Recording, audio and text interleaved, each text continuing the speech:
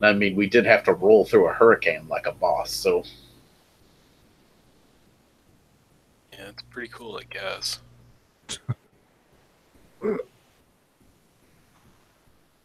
the first 2 days were pretty rocky, pretty rough. What's one doing that circumstance? Just sit in your like little room area thing? Well, here's the thing. So usually, if there's a hurricane, it's not a big deal because they just divert the route of the ship and go around the hurricane. The problem is we were going from Tampa, Florida to Cozumel, and I don't know if you know where those two places are on the map.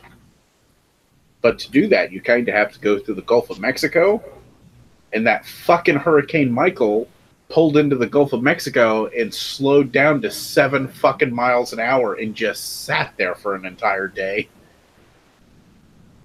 So we ended up having to like drop anchor off the coast at Cuba, and so we didn't get to go to Cozumel. Evil Cuba. Oh, I kind of want to go to Cuba. It looks pretty. It's really nice in Cuba, actually. No, I know. Plus, no American tourists, which makes it much more enjoyable for the rest of us. Actually, you're wrong. Now Americans can go there. Oh, can you go there now? Yeah, Well, since like the last 5 years. yeah, Obama opened it up, but I'm sure Trump will be locking that shit down here pretty soon. Yeah. The funny thing is, so if you take a cruise to Cuba, there's this stupid thing where they opened it up that you can only technically go to Cuba for educational purposes. So if you take a cruise to Cuba, instead of it going from port to port, it pulls into Cuba and sits there for 2 days. Because the first entire day you have to go on this like educational tour thing in order to justify your trip there, and then the second day they let you go do whatever you want. Oh, it wouldn't be too bad, though. It's probably interesting things to learn about the history of Cuba. No, I'm sure. I like that kind of stuff. While we were in Belize, we went and saw some of the Mayan ruins and stuff. That was really cool. I know there's pictures of you struggling to walk up one. Oh my god. Those steps are so fucking big. You don't understand. No, I understand. That's why I won't be walking up them. Jesus fucking Christ. I only went up like 2, and the next day, like, my thighs burned so fucking bad, it couldn't function. Char went up 3. I don't know how the fuck she was walking. Are you talking flights or just steps? No, no, like entire buildings. Oh, I okay. love the idea that you take 2 steps. But something about they were explaining it that I guess in the Mayan religion, it was like considered reverent to have to climb up stairs on your hands and knees, so they intentionally make the stairs too big. Mm. Does that make sense?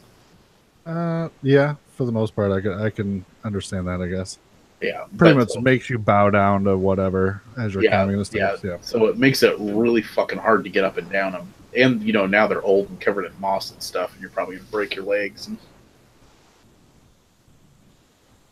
But Belize was really pretty, although it's very, very, very poor. So that was interesting. Honduras was pretty, but you didn't actually get to see Honduras. All you got to see is the little tourist island area. And they pretty much tell you when you get off the boat, they're like, do not go into the mainland. They will kill you.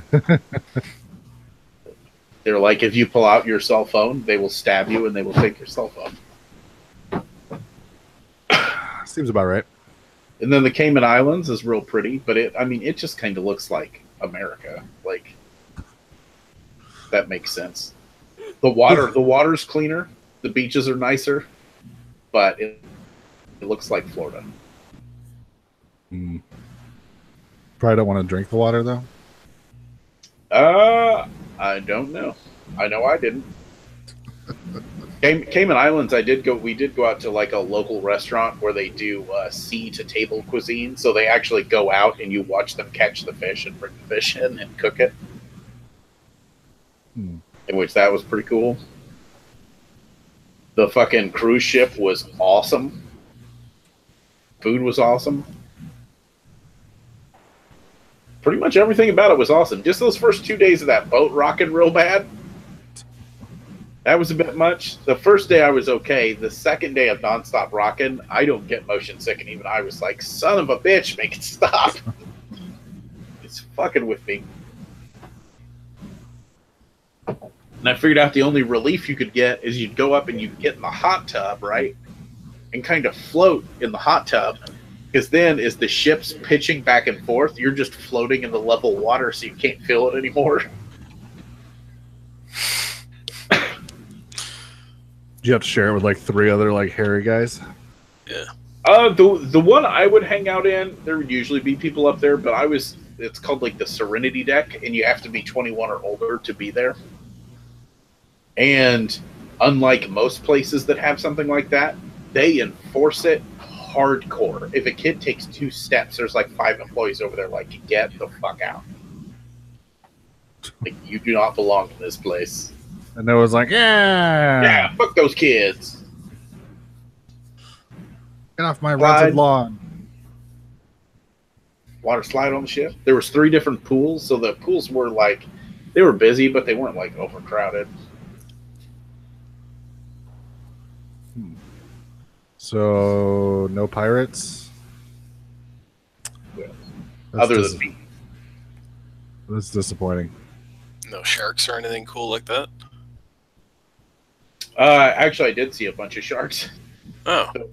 The restaurant where we did the farm-to-table thing, they have a fish market next to it where they're sitting there, you know, slicing up stuff for locals to come and buy it. Well, they're taking all those fish guts and just throwing them in the water next to it.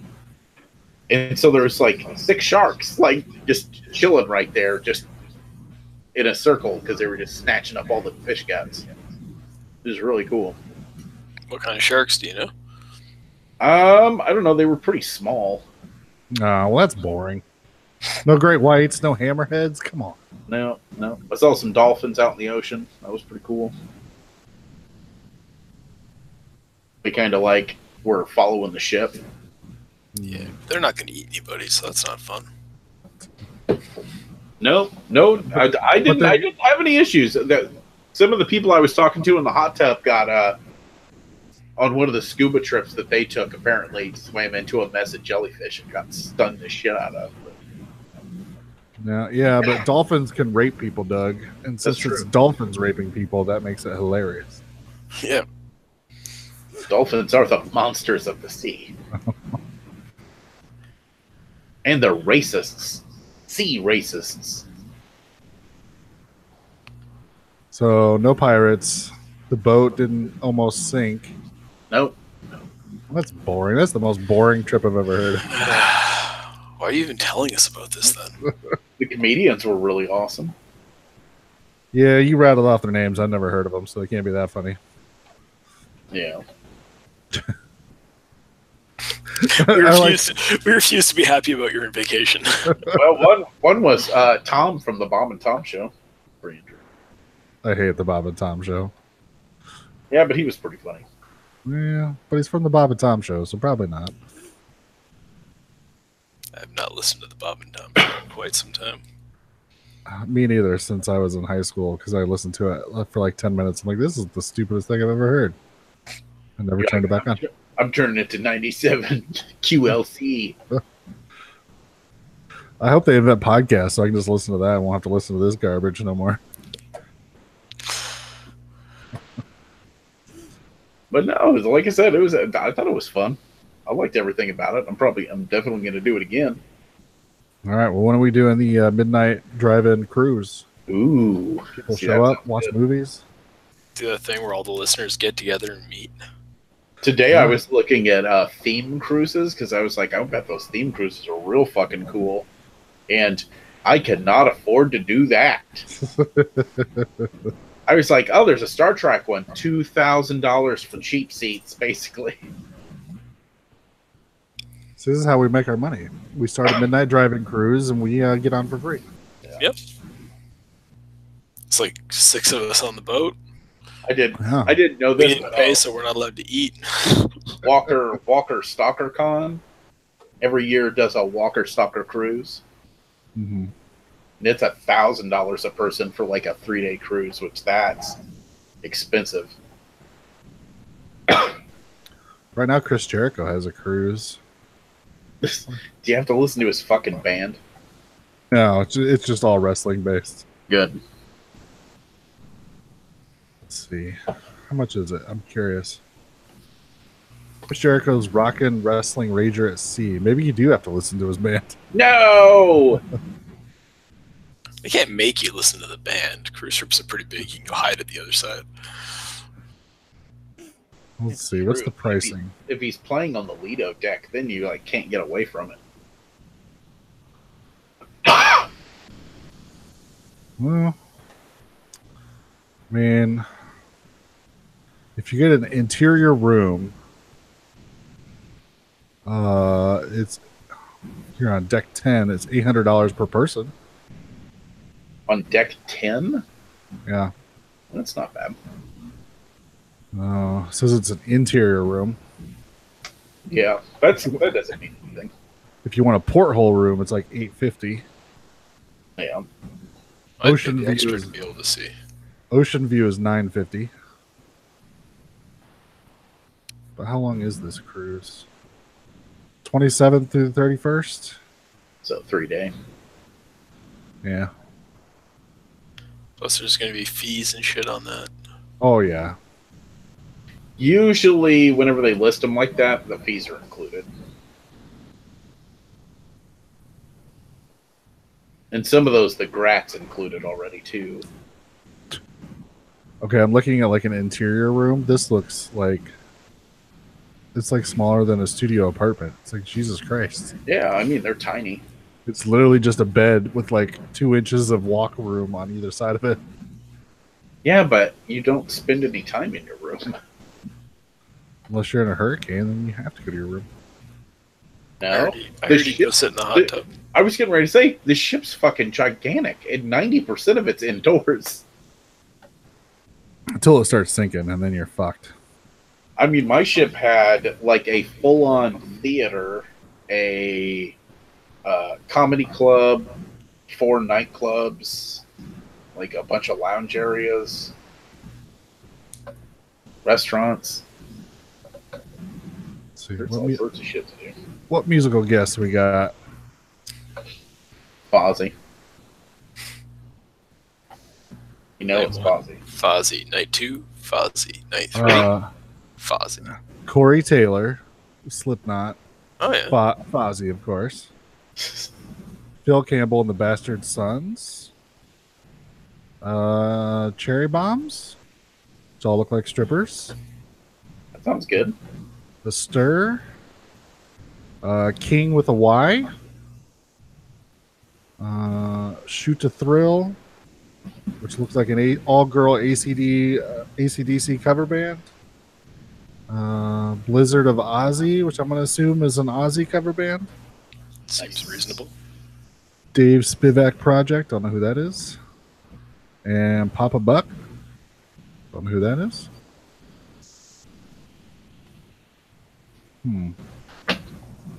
Yeah, I don't know. We'll have to see. I'm still wary about going on a cruise, but Look at that. It was awesome. Doug, did you pick some movies for next week? Not yet. I've been looking at the list instead of listening to your guys' conversation. It's probably a good choice. Trying to find something like Halloween-y to do, because it'll be dropped just before Halloween. Yeah. There's not much left that's sort of horror-oriented. You're a Halloween. There's lots of horror on that list. It's like 70% horror.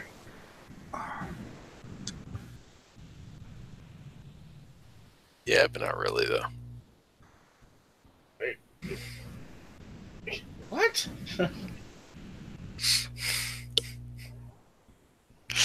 Depends on your definition of horror. I think you've gone genre blind.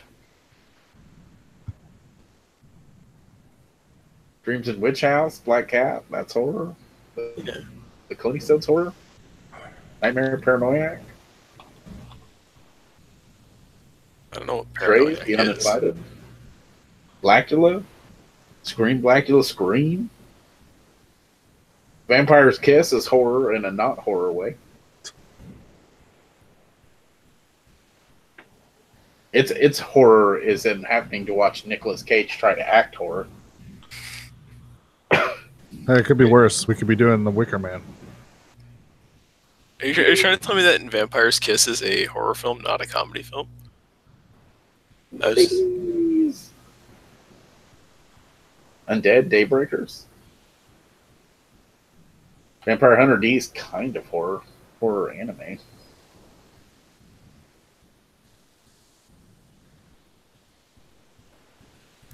Should have thought ahead and had Halloween movies put on here. I mean, we can just pick Halloween movies, and I'll just do a different intro. We don't have to worry about it. What Halloween movies would we pick? I would pick stuff that's set during Halloween. Off the top of my head, Lady in White would be a good one. Even though it's got a little bit more of a kid movie tone to it. It's okay. Halloween's a kid's holiday. You know what you need to do?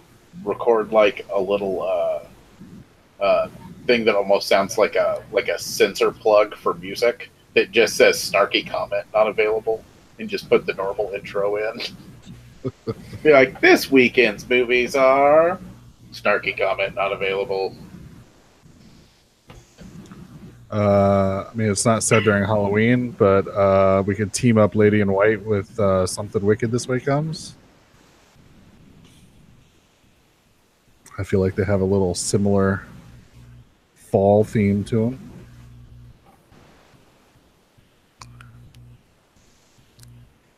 Not that Halloween-y. Why am I not able to think of good Halloween movies to do? This is stupid. I think if there's one thing I'd be able to think of.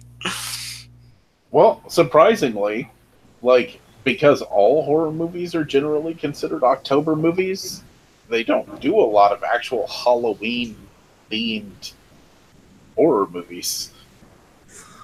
There are actually more Halloween-themed children's movies. Yeah. We could do... Halloween Town? No. And the Worst Witch? We could go... We could all promise to go see the new Halloween movie and then talk about that one. I've already purchased my tickets. Yeah. When's that come out? Friday? Tonight.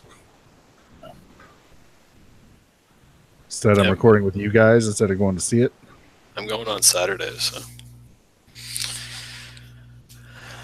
We could do Halloween 3. It's sort of a separate set during Halloween movie. Yeah, but we're just going to yell at each other with that one. We're just what? We're just going to be yelling at each other about that one. I'll tell you how that episode will go. Me going, Season of the Witch is a good movie, and you guys going, no, it's not! Yeah, that's how that would go. You're not wrong. Alright, I'm Googling movies. That's what I'm doing right now.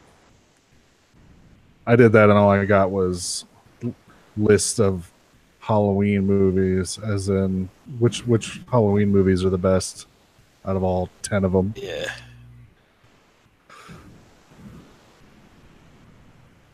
Oh, look at that. There's a Wikipedia page called List of Films Set Around Halloween. Oh, there you go. Oh, Grumpier Old Men. Oh, there we go.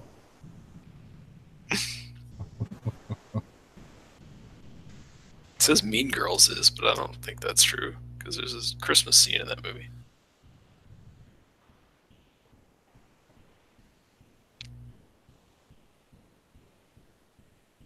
Hocus Pocus and the Addams Family. It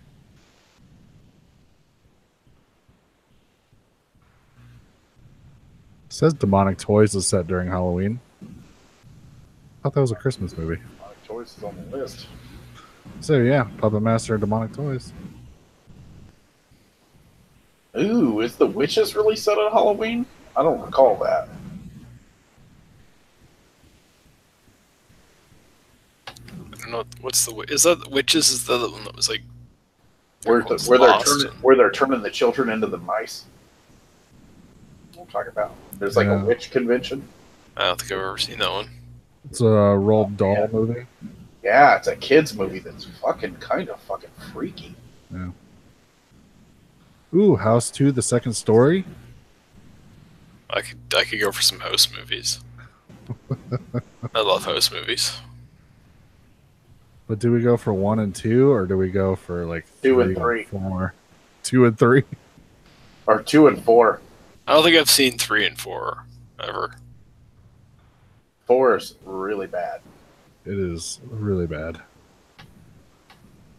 Have you ever seen Trick or Treats from '82? No. It's the only one of the Trick or Treat movies that I haven't seen yet. I've seen Trick or Treat, I've seen Trick or Treat, I haven't seen Trick or Treats.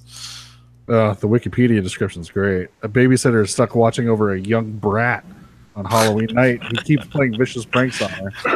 To add to her trouble, the boy's deranged father has escaped from an asylum and is planning on making a visit. I vote for Trick or Treats. Trick or Treats it is, yeah. What are we teaming that up with?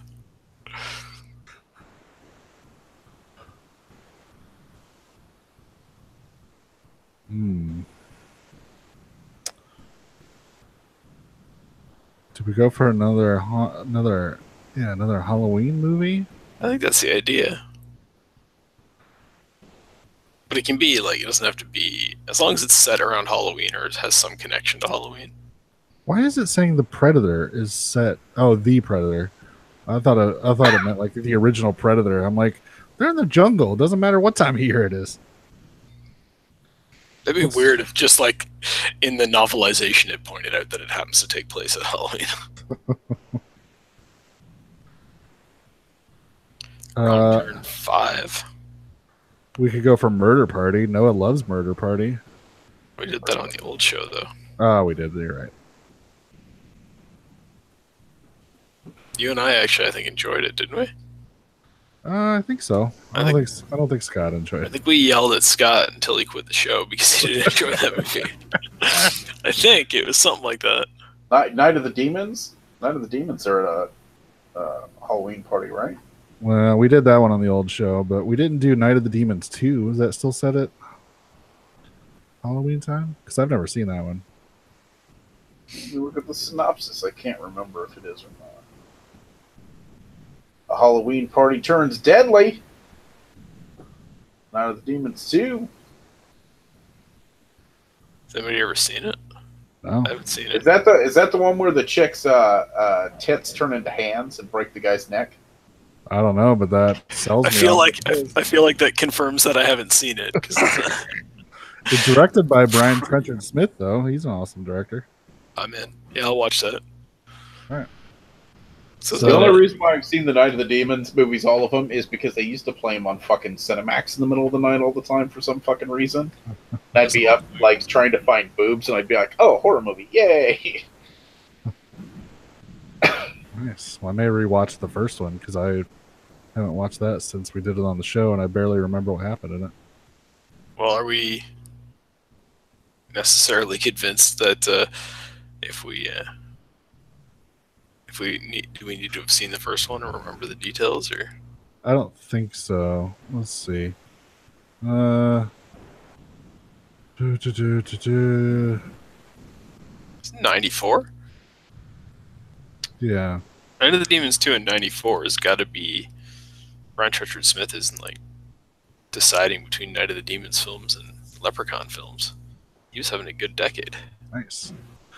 It says it takes place 6 years later, and they never found Angela's body. And then it looks like, it looks like her younger sister is involved somehow. So I don't think other than just knowing that Angela died, you don't really need to, or was possessed, or whatever you want to call it. The 2009 Night of the Demons has Edward Furlong in it. Did you guys know that? Yes, I did. Oh. He looks like he ate young Edward Furlong. All right. If it wasn't so new, I'd say we could watch the WNUF Halloween special. It is fantastic. That'd be rough to review, though. Yeah, it'd be hard to explain. That would be the other option, though, is pick a bunch of like the old kids stuff, like Adventures of Ichabod and Mr. Toad. I don't know, other ones, whatever, Casper or the. I'm trying to think of like the Peanuts Halloween or the Garfield Halloween, things like that. Do some of those, but whichever way you want to do. I guess we should look and make sure this Trick or Treats is even available anyway. Trick or Treats is available on Tubi TV. What the fuck is that? It's a website or an app or streaming thing, but it's free. It's free. It's not that bad. You get a couple of commercials at the beginning and sometimes a couple in the middle, depending on the movie you're watching. I was thinking more. It seemed that they have bad scans of movies. Oh, I don't know. I mean, what's a bad scan of a 1982 slasher movie? Listen, I need my shitty movies in crisp, clean 4K. I'm still watching VHSs over here, so.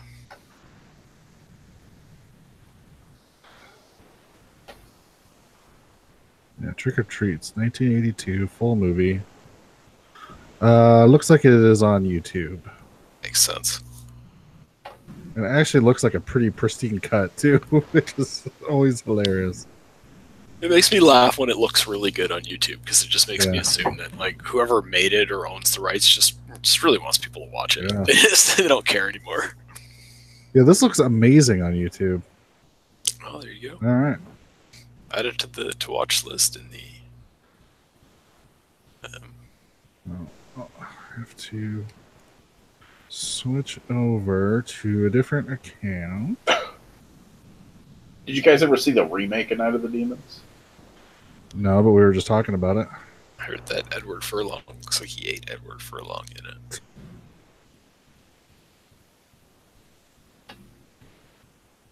That was really hard to pick movies for next week, eh?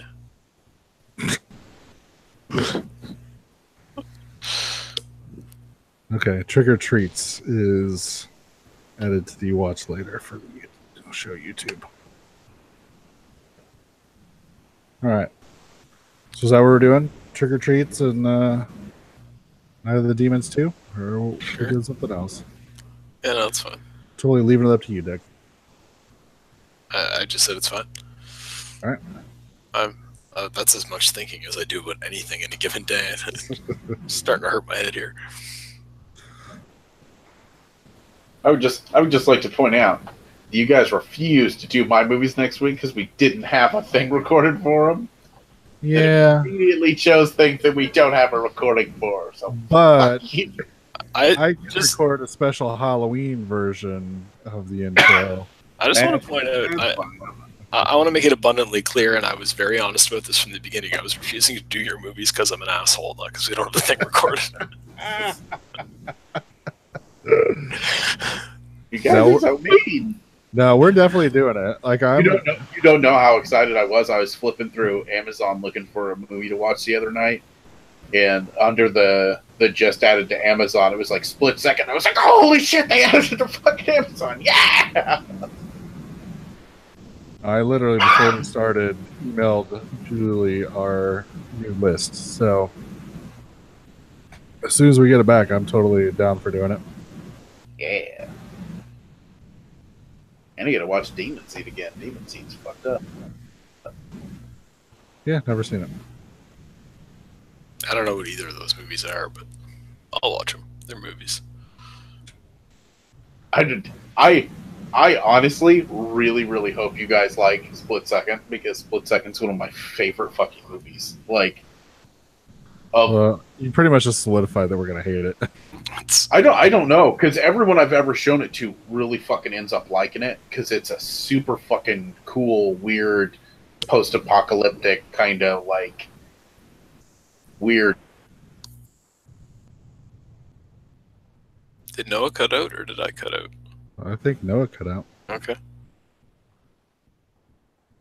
Oh, Noah. Awesome. Did I cut out? Did you guys listen?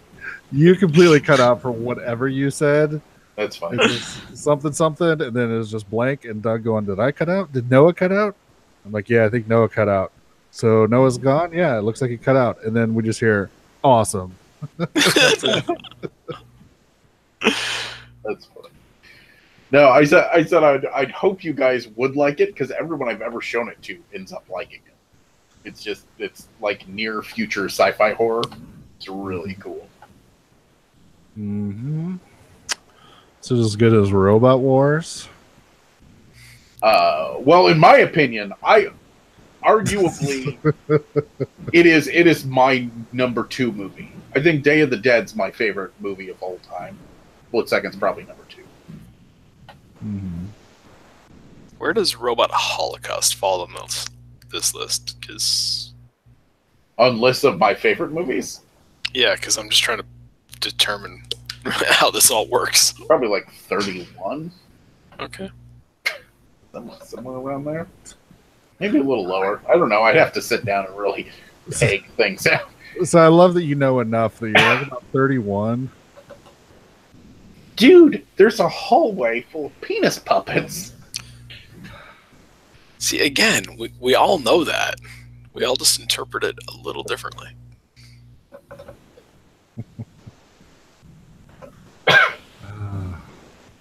Poor Noah.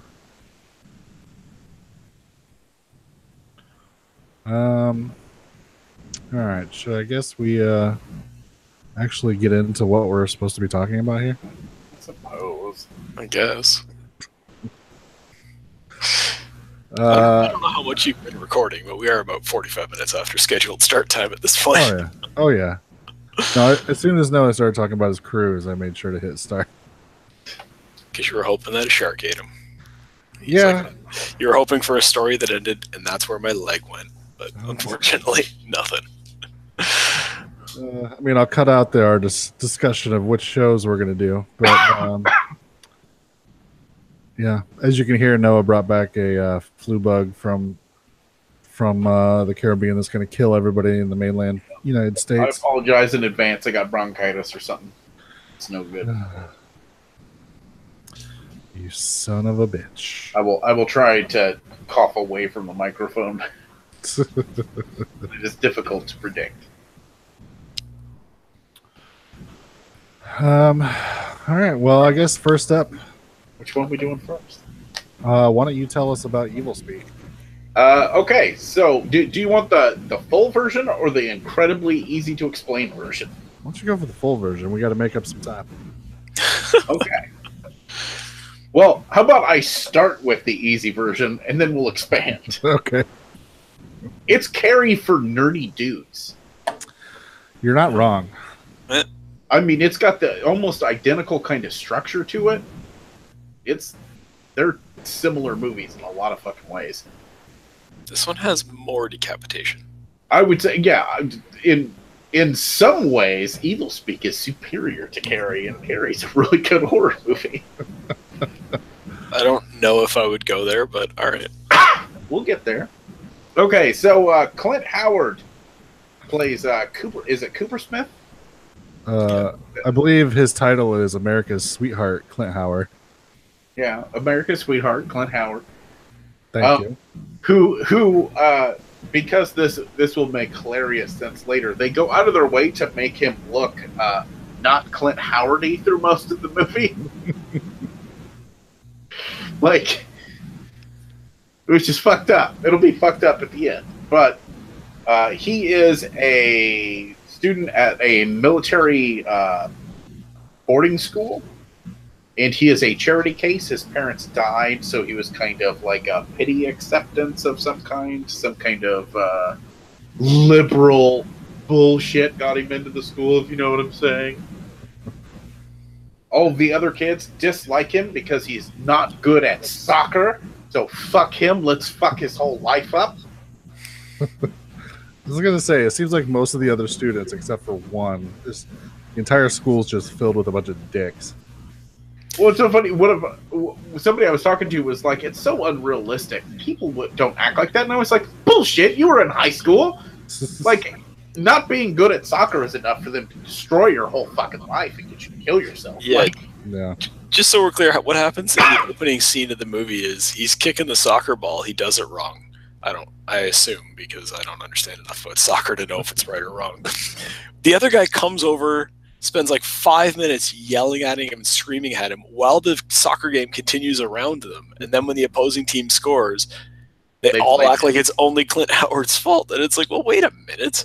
I'm pretty sure that other guy was supposed to be playing soccer instead of yelling at Clint Howard. He should have been over there doing something else. So they begin to wage a war of torment against him. Yeah. It turns out that most of his teachers and the commandant and the principal and all those fucking assholes aren't much fucking better because they're snobby prep school douchebags. Yeah, they basically say that they're locked into letting him play because that's the school's stance that everybody who plays sports has to play. They can't ride the bench.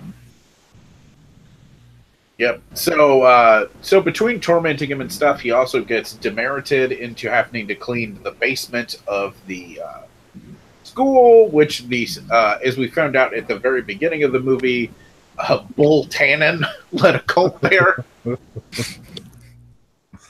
That's a Night Court reference for all you people who are as old as we are. Right.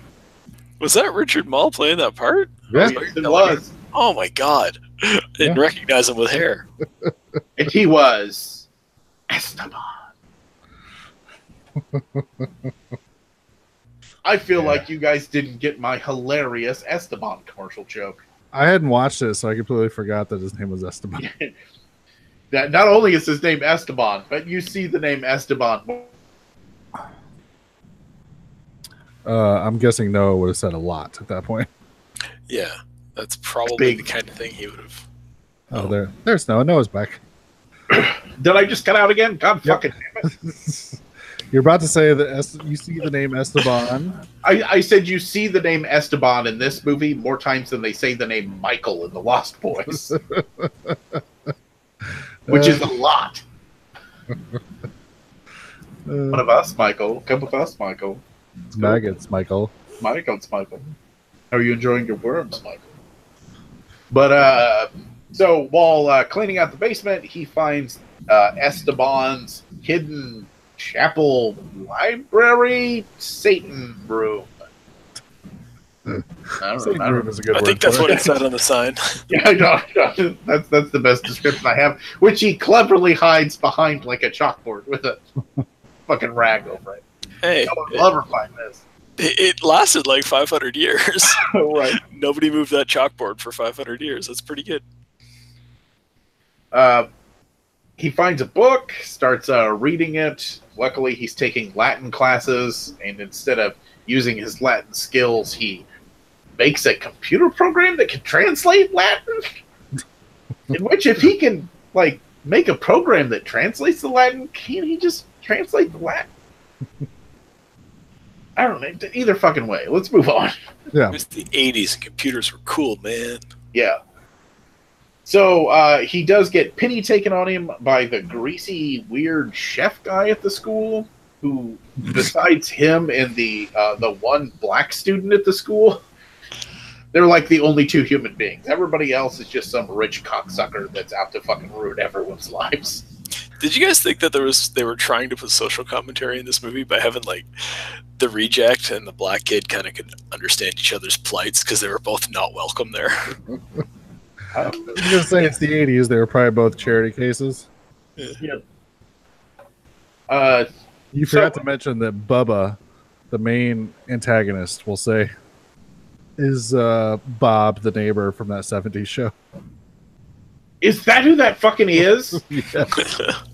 Holy shit, I thought he looked familiar, and I would have never fucking stuck that together. Weird. Oh, man, now I'm totally fucking distracted. Hold on. Just blew Noah's mind. So the chef ends up giving him a puppy. I believe his real name is the Shirtless Chef. Yeah, the shirtless, greasy chef. It's so fucking weird that he serves the food with no shirt on. Yeah, it's weird. Which I commented for you guys in our chat, that it's like, look, I'm just saying, if the shirtless chef says, hey, do you want to see something? And nods to the back room, your answer is always no. It was the 80s, as per our discussion on last week's program. kids could just be friends with creepy adults back in the 80s, and it was just acceptable. So I don't know, there but you go. Generally, in a horror movie, in a setting like this, that creepy chef's gonna try to fuck that kid. Like, that's generally the way this works. Like, what movies are you watching? It's rare for a chef to try to fuck a kid in the movies I watch. Sleepaway Camp. Sleepaway Camp. Yeah, okay. He calls them baldies. I didn't say unheard of. I said rare. No, there's several, because there's also ones that take place in like insane asylums, and there's always like the creepy janitor that's trying to fuck one of the patients. We're talking about creepy chefs, not creepy janitors. I'm saying in general, there is always some person who works at the place that's always being real fucking inappropriate. But anyways, he gives Clint Howard the cute puppy, who he then takes down to Satan Room, because that's a good place for a young animal. Well, he's not supposed to have it, so he knows nobody will find it in the Satan Room. He also somehow like steals an entire fucking computer setup and puts it down there. In which, of all the things that don't make sense, those computers in the 80s were outrageously fucking expensive. He is not stealing one of those computers and nobody fucking notices. And also using like a fucking wheelbarrow to carry it down there. Yeah, exactly. So he decides to punch all of the Satan books into the computer, and the computer like uses a program to figure out rituals. I guess, like, yeah.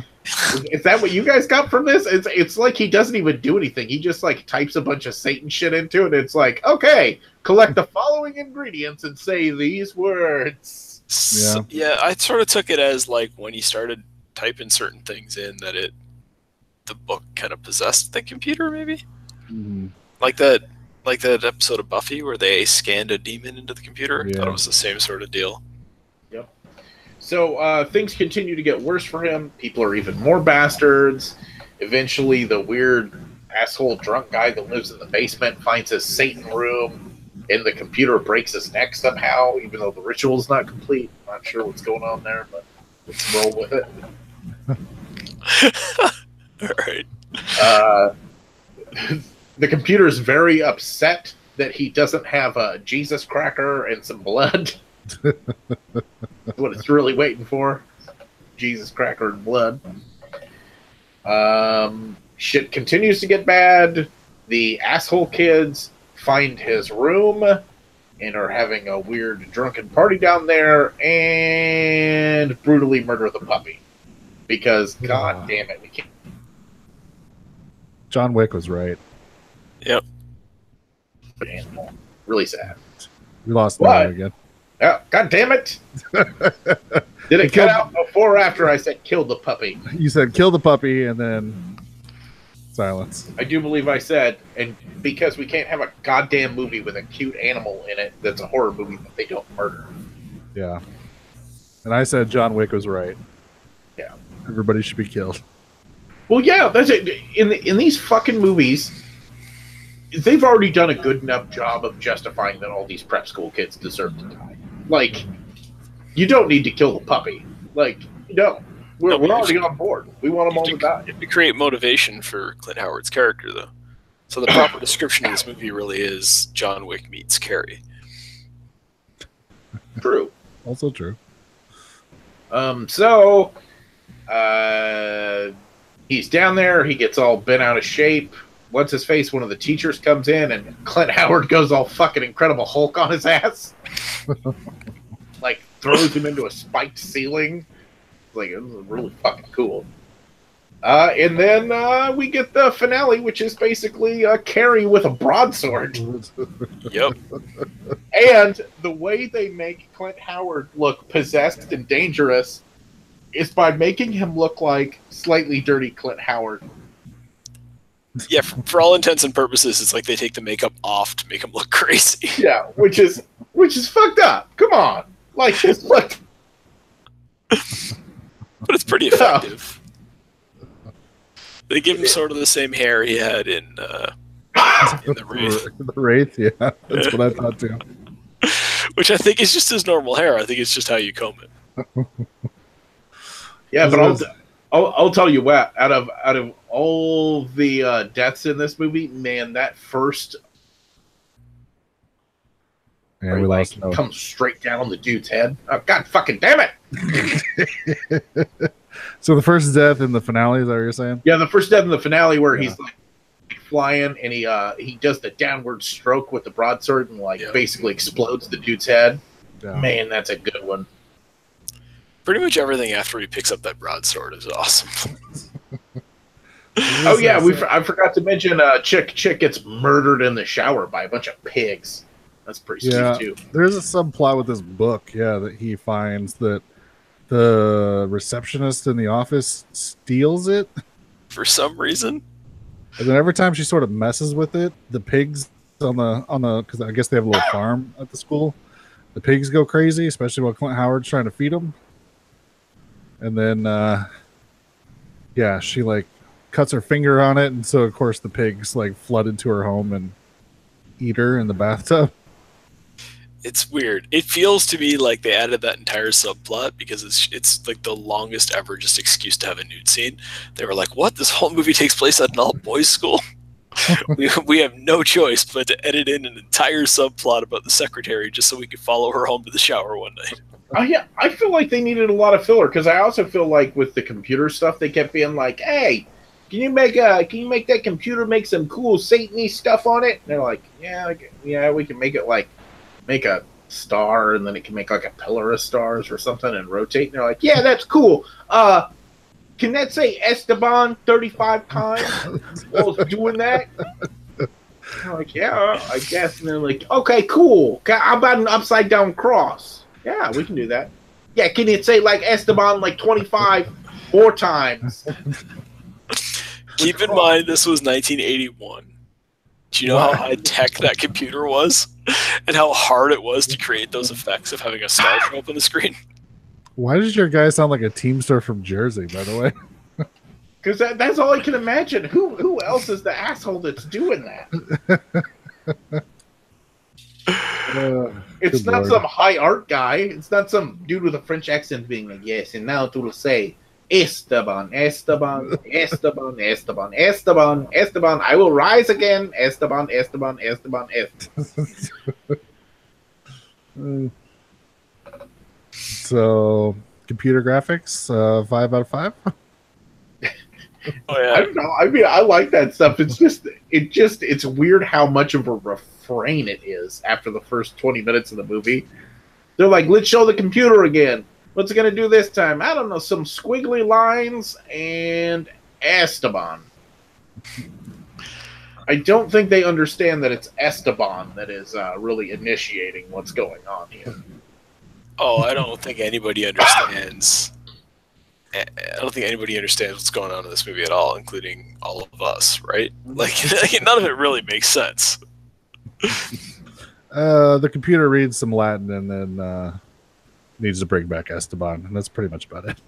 And you're trying to pass that off as making sense. No, I'm not saying it makes sense. I'm just saying that's what happened. All right, fair enough. Listen, it makes enough sense for what needs to happen in this movie. So I guess, Noah, what did you think of this movie? It's awesome. Is this your first time watch? You know what? I was thinking I had seen it before, but I don't think I had. But yeah, it was really fucking cool. Like I said, it's kind of like a gorier, cheaper Carrie, and I dig that. Because I like Carrie, and I like gory and cheap. So. So what about you, Doug? Okay, so the finale is awesome. Agreed. Once he pulls out that broadsword, that's great. The opening sequence is objectively terrible, but it ends with the best edit I've ever seen in my life, where the guy who apparently was played by Bull Shannon swings a broadsword at somebody's head, it pops off, flash cut to a soccer ball flying through the air. And it's great. A lot of the stuff in between there, objectively bad. Just really kind of like stereotypical high school bully stuff done poorly. I don't know. Like I said, I think it's got the Carrie formula. I'm okay with it. Like, I feel like they really rubbed it in a little bit too hard. I think they overestimated what it would take to get us to hate the prep school kids. And I mean, they're prep school kids, so I hate them from the beginning of the movie, before they've done anything. I think the biggest problem is, well, first of all, they're not acting properly, right? So, for example, this is supposed to be a military school, but they have the typical 80s high school group of bullies. There's always one fat one. And they have that here, and you're going, but that doesn't make any sense. Because, first of all, why is a fat guy good at soccer? And second of all, like, they're supposed to be military cadets. Like, they make them stay in shape. That's kind of the deal, right? So there were issues like that. But the biggest thing was just it all felt like filler. When every scene of them bullying just felt like filler. It's like we got the message of what that they were trying to send from the opening soccer game, and everything else just felt added in to drag this to feature length time. But again, broadsword. So I can't say I didn't enjoy myself at times. Broadsword and evil pigs. Something really great about evil pigs in a movie. Yeah, Evil Pigs is good. I thought the dude was it Sarge? I don't know, the drunken guy that lives in the basement for some reason. When his head snaps around and breaks, I thought was pretty good. Yeah, there were some cool visuals in the movie. I actually thought there's a random scene where he's down in his like church Satan room, and the bully kids show up all wearing like animal costumes. And I didn't understand why they were Well, I didn't know what was going on in the scene, and I didn't know why anyone was wearing costumes. But visually, it did look cool. I feel like that's kind of they probably had the idea for certain scenes like that, and for the climax, and then they're just like fill in a bunch of stuff until it's long enough to be a movie. So this is my second time watching it. I will say that I thought it was a little long in the middle. But maybe that's just because I knew the broadsword was coming up. So I'm just like, all right, let's move this along. Let's get to the part where he just murders everybody. But overall, still enjoyed it. Still thought it was pretty good. Yeah. I don't know. Broadsword. The review of this movie seems to involve the use of the word broadsword repeatedly. Flying Clint Howard wielding a broadsword. It's a solid point. It's a solid point. Come on, children. Noah's new D&D character is going to be flying Clint Howard with the broadsword. You know what? I might name my next D&D character Clint Howard just to do it. It's flying Clint Howard with the wraith hair and a broadsword. Yeah, like that climax is amazing. I would definitely say, like, I think people should probably watch this movie through once to get that climax. It's well worth it. It's just there is a lot of that stuff in the middle where it's like maybe have your phone handy for all this different scenes of them bullying him. Like they tie his clothes up in knots. I'm like, I don't care if his clothes are tied in knots. That doesn't change my day at all. The one problem I had, which tell me if I'm wrong. So Clint Howard's out feeding the pigs, and they go crazy due to book shenanigans. Okay, I didn't even understand that. That's why they went crazy. Yeah, because every time she would mess with the book, like the pigs would start going crazy. I thought they were just paying tribute to Young Guns from when Billy had to feed the pigs. So of course Clint Howard falls and gets like pretty much just looks like he got submerged in mud. He gets pig shitted. Yeah. So then he comes back to his dorm, and everybody's like, "Oh my god, like you stink! Woo, that's horrible!" And then he goes and lays down on his own bed. Yeah. I'm just like, "What are you doing? That's not even. No, that's not a good idea." And they break his super dope model-sized catapult that he built from scratch. That's some bullshit. I do have to say, Brian, I noticed what you're talking about, and I also noticed that none of the mud gets on the bed because They just didn't have the good enough special effects budget to use real mud, so it must have been some kind of fake mud. So bothered me. We cannot afford mud. We only have cans of old paint. Paint them up. I like how the director went from the Jersey guy to that European accent you just did. I think I was European. No, prop guy, old Russian guy. Now I gotta see what the ethnicity is of the people who worked on this movie. Wait till you find out that the director It's an episode of Joe Bob's Drive-In. Oh, really? Yeah. Yeah, Eric Weston. It's going to get weird. It'd be way too accurate. Eric Weston. Sounds Russian. He's only directed 10 things, and one of them was an episode of Joe Bob's Theater. Although, do you think they did Evil Speak, and maybe that's why he got a credit? Oh, maybe. Oh, it could be it. It does say archive footage in brackets. Yeah. So Evil Speak, Martin and Teague, the Iron Triangle. What the fuck is this? That sounds like a really, really complicated sex position to me that I don't want to know. It's a Vietnam movie. I should do that. He must have like a military thing. Well, Protect and serve. Iron Triangle and that stuff was all made in like the late 80s, early 90s when every movie had a military angle to it. But apparently like 7 years ago he made a movie called Hyenas. Yeah, we're going to add that to our list. Roving clans of shape-shifting human hyena creatures prowl and hunt for human prey. We're adding it. Told you we're adding it to our list. They are hunted by one man seeking revenge for the death of his loved one. And not only that, but Mannequin's own Meshack Taylor plays a guy named called Crazy Briggs. Awesome. All right, well, look forward to our Hyenas episode. Yeah, so I don't know. Did you say shape-shifting hyenas? Shape-shifting human hyena hybrids, yes. So they're people and they shapeshift into hyenas.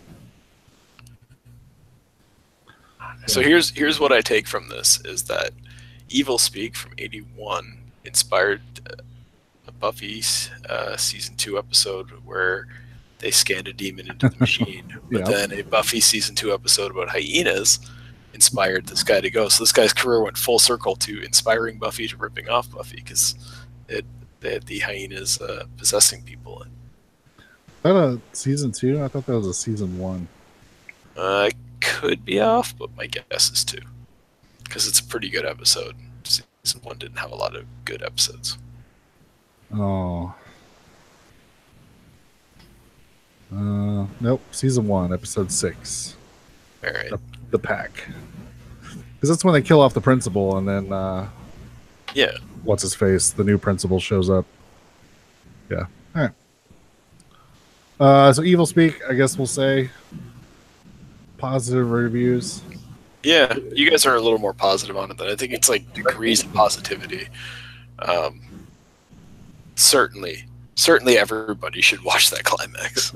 And if anybody ever asks me again why I don't watch the Oscars, it's because this didn't win one for editing for that opening shot. Yeah, we talked about him cutting the head off, but we should mention the topless woman sitting in front of him, and then chops her head off. Cut to soccer ball. It's amazing. And they're all speaking like, is it Spanish? They're all speaking at the beginning there too, so it's like they cut from Spanish execution to a Spanish sport because sure. Did you guys read the trivia on this one? I did, but I don't remember anything. It's all, there's all the usual trivia stuff, but my favorite one is it says, according to Clint Howard, one night after shooting a scene, he drove home while still wearing his bloody cadet outfit. He stopped at a traffic light and noticed a woman in another car staring at him. So he smiled real big at her, and he said she locked all her doors. In the interest of fairness, if you were driving down the street, you stopped your car at a red light, looked over, and saw Clint Howard, you'd probably lock all your doors. Well, I wouldn't. I would be all excited. But I could imagine a normal person who doesn't know who Clint Howard is, covered in blood. Yeah. Poor Clint Howard. I feel like he got all the worst physical genes in that family. You know, it's all right. Ron Howard is slowly turning into Clint Howard. Yeah, what's weird about Clint Howard is that he looked like this at such a young age. Yeah. He looks like somebody who was like a normal-looking dude, but you're like, ooh, that red hair, that doesn't bode well for when you get old. And then when they get old, they become horrible-looking. And he just started out that way. All right. So we're going to follow that up with 1994's Brain Scan, starring one Edward Furlong. I think this was his big movie after Terminator 2. It was. I mean, it's his next movie after Terminator 2. Let's put it that way. I'm curious. I got to make sure I'm. Well, I remember. I know Brain Scan didn't do a lot. But before it came out, Fangoria and stuff were all pushing it real fucking hard. Actually, Pet Sematary was the movie he did immediately after Terminator 2. In Pet Sematary 2. Yeah. Yeah. Then a movie called American Heart, and then A Home of Our Own. I don't know. They sound dumb. And then he was on the Living on the Edge video for Aerosmith, and then Brain Scan. So he stars as kid Michael, who we see from the beginning was in a very bad car accident when he was younger. It is believed that his mom died during this accident, and he's been having nightmares, and we see that he has scars on his leg, so he walks with a limp. But him and his friend Kyle seem to sort of be the rejects at school, if you see a theme going here. They're really into like horror movies and video games and stuff like that, but weirdly there's not really a tone of like bullying in this movie, which I'm kind of surprised by now that I'm thinking about it. No, because they have like even a scene where they're in their horror club, and it's quite a large and diverse group of students that have signed up for the horror club. Yeah, so his friend Kyle tells him about this game called Brain Scan, and that it's an advertisement on the back of the Fangoria magazine, in case you weren't drawn in enough by the horror stuff. And it's supposed to be the ultimate experience in terror. So he ends up ordering it, puts the disc in.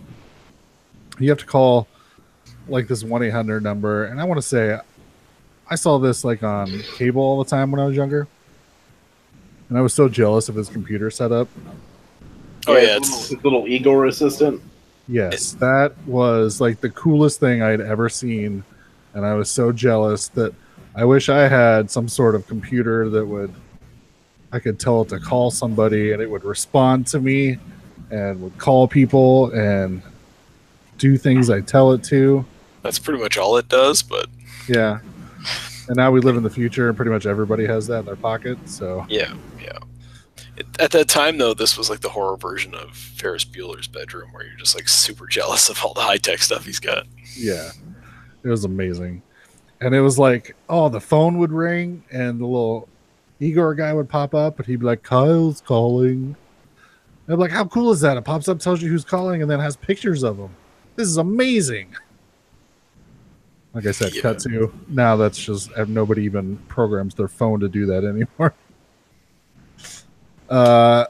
So he puts this game in. It kind of zaps him, and then you're supposed to be playing as like a killer, and so you're seeing like from the first person point of view, him stalking into someone's house and then finding them in their bedroom, killing them, and then cutting a foot off to take as a trophy, and then escaping. And the whole time there's like a sort of a narrator going over like, yeah, do this, do that, whatever. So cut back, and he wakes up from it, and he's like, oh my god, this was amazing. This is the best game ever. Awesome. Cut to the next day, we find out there has been a murder in his neighborhood. And of course, it is 100% from him killing this guy. Yeah. So he wants to get out of it, but then he calls the 1-800 number, and we get a person who climbs out of his TV digitally, who is now sort of like a I don't even want to call him like I don't know, he's like a mascot, I guess. He's just this weird demon looking guy, sort of. He's a weird combination of Freddy Krueger and the Cat in the Hat. Yeah, that's a good way to put it. Who basically tells him he can't stop playing because there's 4 discs and they all come separately. That he can't stop playing because there was a witness who saw him kill that guy, so he can't stop playing. So he keeps going, and then as he's going, he just gets more and more like pulled into this weird video game where the video game takes him over, stuff happens, and then of course they tell him, oh well, you can't stop playing because this happened or that happened, you need to get rid of this evidence, and he just gets sucked into it. So what did everybody think of Brain Scan? What do you think, Doug? Okay, so opposite of the other movie where I was kind of enjoying this one, but the ending is bullshit. You skipped the ending in your description. Yeah. Yeah, we get to the end, we find out it's the whole movie was part of the game. It was never. None of the murders happened. Yeah. The police detective that they obviously wanted to get Christopher Lee to play, but they couldn't, so they got Frank Langella to do it instead. He's not a real person. Yeah. There was just, and I mean, a lot of my smaller complaints that I had are kind of wiped out by that reveal at the end. Because one of the things that really bugged me was that every time he logs into the game, it's a completely different scenario.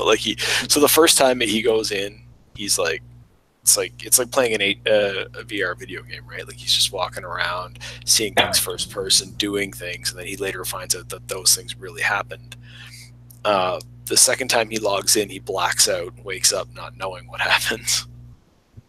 And then the third time he logs in and then just proceeds to get up out of his chair and walk around and do things like normal as if the game didn't exist. So like those inconsistencies were really bugging me. But those, I guess, are wiped out by the fact that was all internal to the game. Yeah. So, and there were a lot of dialogue problems I had in the movie too, that again, I guess the game just, it was 1994 game technology trying to come up with dialogue, so that's what the problem was. Now, like with that having said, I have to say I was having fun watching this movie. Like, the trickster, which is the guy that pops out of the TV, he was funny at times and creepy at other times, and I don't know why that combination was working, but it was for me. Edward Furlong was fine.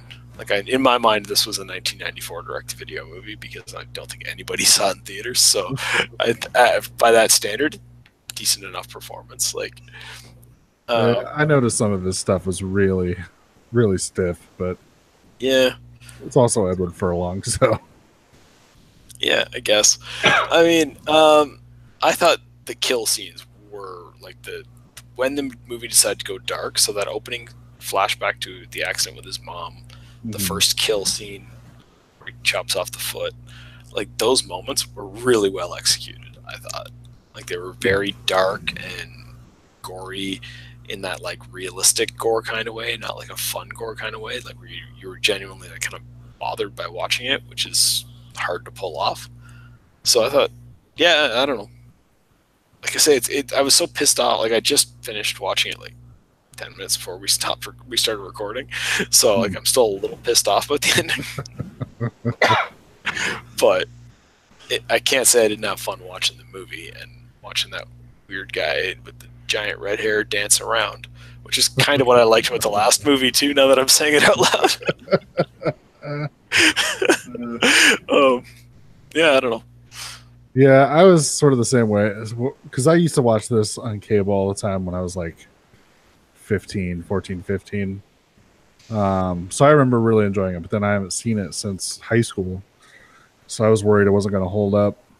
And for the most part, like it was okay. Like you said, the murder scene at the beginning was pretty good. But then, yeah, the second time he blacks out, so we don't even get to see anything there. And then the third one, he was supposed to go destroy some evidence. And that whole scenario was kind of... Yeah, that whole scenario makes no damn sense whatsoever, because there's like it's this small town, so they've put together like a neighborhood watch, but then it turns into the neighborhood watch is chasing him through the woods. And you're like, well, none of that. But then again, I just kind of go, well, yeah, but that's all wiped out by that ending. Yeah. So it's kind of like all my nitpicks went away with that ending, but the ending bugged me more than the nitpicks did. So yeah, so I was sort of the same way. I was like, it was okay, like that stuff was all right, and then there was some small things like the neighborhood watch stuff that I was like, well, this is kind of dumb. But then, yeah, the ending completely did not work for me. I'm just like, oh, this is a pseudo happy ending. Like this is dumb. And then, okay, so after the reveal, then the big thing is he goes next door and talks to the girl that he likes through the whole movie that he wasn't talking to because he was busy killing people. Mm-hmm. And that whole thing was just fucking painful to watch. Where he's like, he like asks her out, and she's like, "Oh, let me think about it." And he's like, "So you'll think about it then?" And then she kisses it, and I'm just like, "Holy fuck!" Like, yeah, yeah. So Noah, what did you think? I think BrainScan has one major problem and a few minor problems, and the major problem is Edward Furlong is a fucking charisma vacuum. I don't disagree with you in this movie, but I also feel like that's kind of was his character anyway. Yeah, I think he bummed people out when they'd hang out with him, so he didn't have any friends except for that Kyle guy. Yeah, but man, he's just Edward. There's a lot of movies with Edward Furlong in them that I like. Mm-hmm. And a lot of those I like them because they're bad movies and I enjoy bad movies. But unlike a lot of B-movie actors that I really get into, Edward Furlong is a bad actor. He just is. Like, he's not a good actor. And the movies that he's in that are good in spite of him being in them, not because. Like, he's just not a good actor. I mean, I never could fucking understand how he kept getting jobs. His performance in American History X was pretty good. Yeah, I mean, it was fine, and like his performance in T2 is fine as the obnoxious kid. But I mean, I think in both those movies he's playing a douchebag, and I think he is a douchebag. So I don't think he was acting in those two movies. Well, one person that will agree with you is the director of this movie. Yeah, they did not get along. They did not get along whatsoever. He said he had to pretty much slap him awake every morning, and that he thought Edward Furlong was a terrible actor.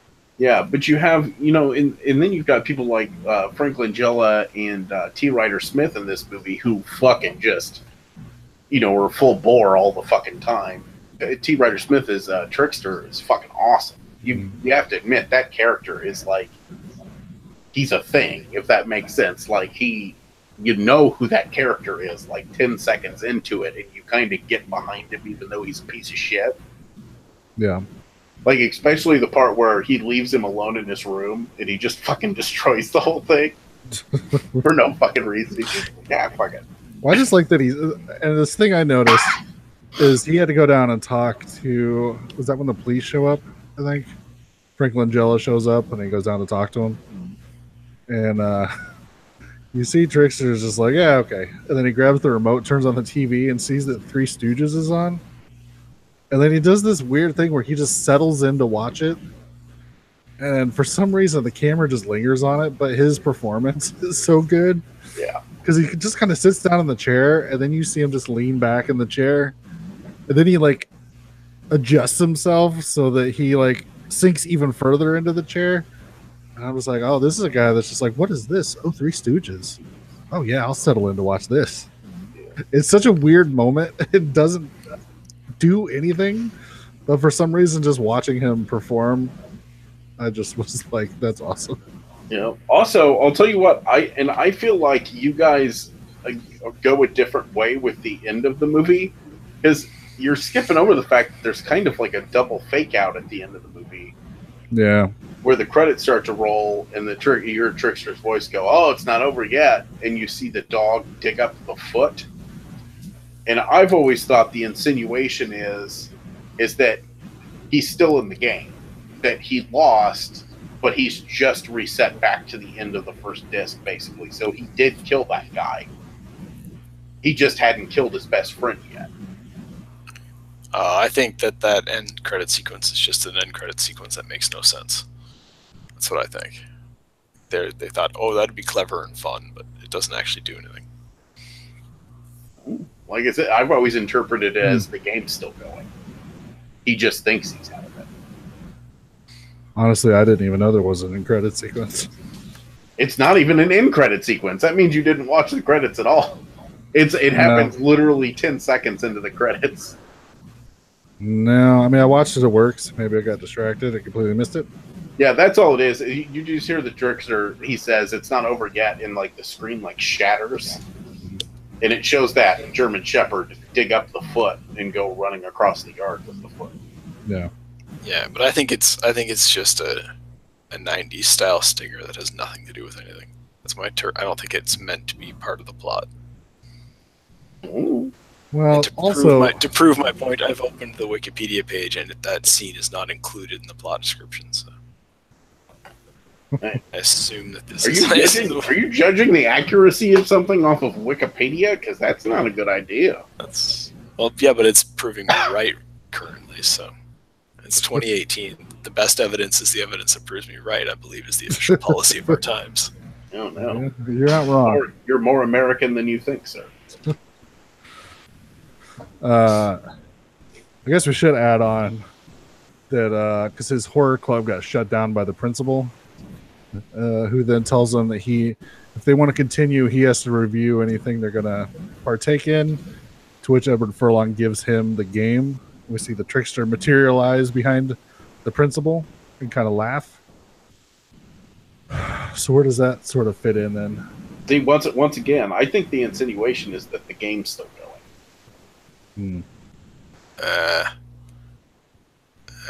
I just disagree with that. And like, no, yeah, like I think at the end he gives him the game, and the idea is it's just like that's his. I think that's the happy ending, right? I'm going to torture the teacher that won't let me have my horror club. Mm-hmm. Yeah, I don't know. Ending still bothers me. The most nitpicky complaint I have about this whole thing is they shut down the horror club because he's showing all these like big gory movies about it, but then in his room he's got all of these like posters for these like classic horror movies like Bride of Frankenstein and The Incredible Shrinking Man and stuff.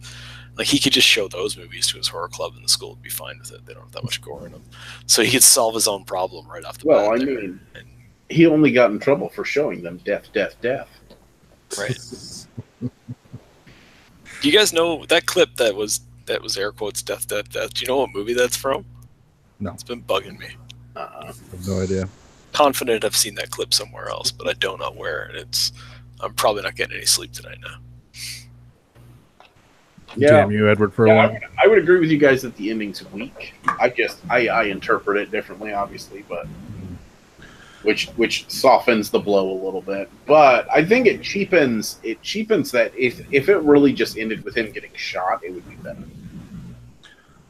Oh, I don't think that's a good ending either. But actually, I think it would be even better as if he gets shot and then they show it flash back and he's just like dead in the chair or something like that. And the game just like seizured him to death. Yeah, that would be a better ending. Yeah. Like the whole like thing with him getting shot, is that he sneaks into the girl's room. Trickster's trying to make him kill the girl. He successfully fights off Trickster in a very Freddy Krueger type, I don't believe in you, so you can't control me anymore. Then he doesn't kill the girl. Then the guy comes in and he's like, murderer! And he kills him. And it's the only evidence you have that he's a murderer is that he's a teenage boy that's stuck into a teenage girl's room. That's not enough to shoot a guy on. Well, that's not true. He also got DNA out of the fireplace and matched it to the kid's blood type because he's O positive and that's super rare. Oh, right, because the cop breaks into his house. Breaks into his house illegally.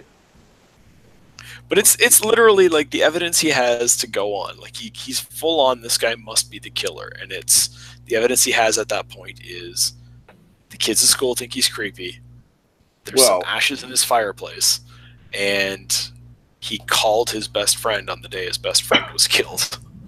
It's that's not, what is this guy, one of the West Memphis 3 investigators? Why is he jumping to the conclusion that he's a killer at this point? To be honest, at the same time, if you didn't think it was that kid, you're a bad cop. Because it's clearly that kid. I actually completely disagree with what you're saying there. My whole point is, just because he's the weird kid, that's not enough for cops to just assume he's the killer. He's the one that made the call to this house. Yeah, to his best friend's house. And then lied about it. And then when a cop answered the phone at his best friend's house, he panicked and hung up. I don't know. Yeah. I don't disagree with you. Edward Furlong, and he's just shady. That dude's shady as shit. Again, all of that gets wiped out by the ending, which I hate more than I hate all the things I'm complaining about right now. Also, in typical 80s, 90s movie fashion, he's filming the girl next door naked. Yeah. That is a super weird thing, because it's supposed to be a romantic storyline between the two of them, because they can see each other from their bedrooms. That could be a cute... I do love the justification that they're no, it's okay that he's filming her naked, because she's super into it. She's into it, and then she's taking pictures of him, which means she's a creepy fucking weirdo too. Honestly, that could have been so sweet and innocent. You could have had a teenage boy looks out the window and he can see the girl next door, and then she looks over and she sees him and he's oh, I don't want her to see him looking at me, and that could have been a cute little flirtation thing. And then they bring the giant video camera into it that he clearly keeps set up just for that purpose, and then they make her into a weirdo too, and it's no, now you're both just... You should both be sent to psychiatrists to deal with your voyeurism problem, because if you can't control yourself enough, that it's weird. It's also weird how she's totally into it when he's filming her, and I don't know. Those are clearly underage actors. Calm down with the way you make your movie. She's totally into it, and then he's hey, do you want to go out sometime? And she's oh no, that would be fucking weird. It'd be weird if we went out. Just go back to your window. Yeah, just go back to videotaping me while I slowly change my clothes in front of this giant picture window in my teenage girl's room, which any parent would, of course, allow. It's weird shit, too, because when she's changing, then what she's changing into, it's supposed to be night, and they're getting ready for bed, but she's not changing into pajamas. She's changing into some, halter top thing. Well, what's going on there? She's changing just for his benefit? It's not clear. Probably. It's I'll put this halter top on, and then I'll shut the lights off and put my real pajamas on. By the way, before listeners write in and tell me I'm wrong about fashion, I readily admit I don't really know what the term halter top means. It might be used wrong. Do you believe a halter top is one of the ones that it ties around the back of your neck? I don't know. Does that make sense? When I said I don't know what halter top means, I didn't mean I really want to know and I can't figure it out. No. Now you fucking know. Go fuck yourself. It just means you're supposed to take for what she changed into as a halter top, and that's all Doug cares about. Yeah. My point is that's not what you change into when you're getting ready for bed. That's all I know. Yeah. I get maybe it is. Again, I don't know what teenage girls sleep in now that I'm thinking about it and saying it out loud. Maybe they do. I don't know. Yeah, so I don't think I minded the ending for this movie. when I was like in high school watching this, because I'm just like, oh look, he got the cute girl next door, and he gets his horror club back. He gets revenge on the stupid principal. But now that I'm older, I'm just like, well, that's a stupid. Teenagers rule, adults drool. Yeah. Fuckers. So we disappointed we never got another Brain Scan, another movie with the Trickster. Man, it would have been a cool movie to have a sequel to, especially since it's one of those movies that the sequel probably could have been better than the original movie. Yeah, I don't know if I'd want a direct sequel to this, but bringing back the Trickster character would be fun. Oh, you wouldn't one made nowadays where Fat Edward Furlong is playing his Nintendo Switch and Trickster popped in? Oh my god. I'll tell you what. As much as I don't like Edward Furlong's acting, if they were like, we're making Brain Scan 2 with Edward Furlong, I'd be like, oh, I am going to see that. Like my sheer curiosity is not going to let me not see that. Yeah, front row, baby. You know that's not being played anywhere that has rows, right? Like, yeah. By front row, you mean your couch. That's where you're watching that one. Edward Furlong lazily wheezes his way across the room to stab somebody.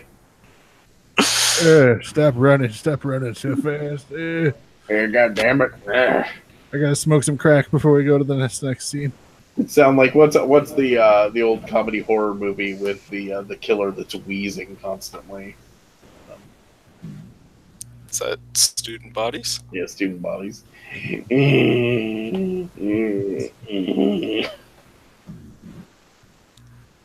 Don't ever do that again. You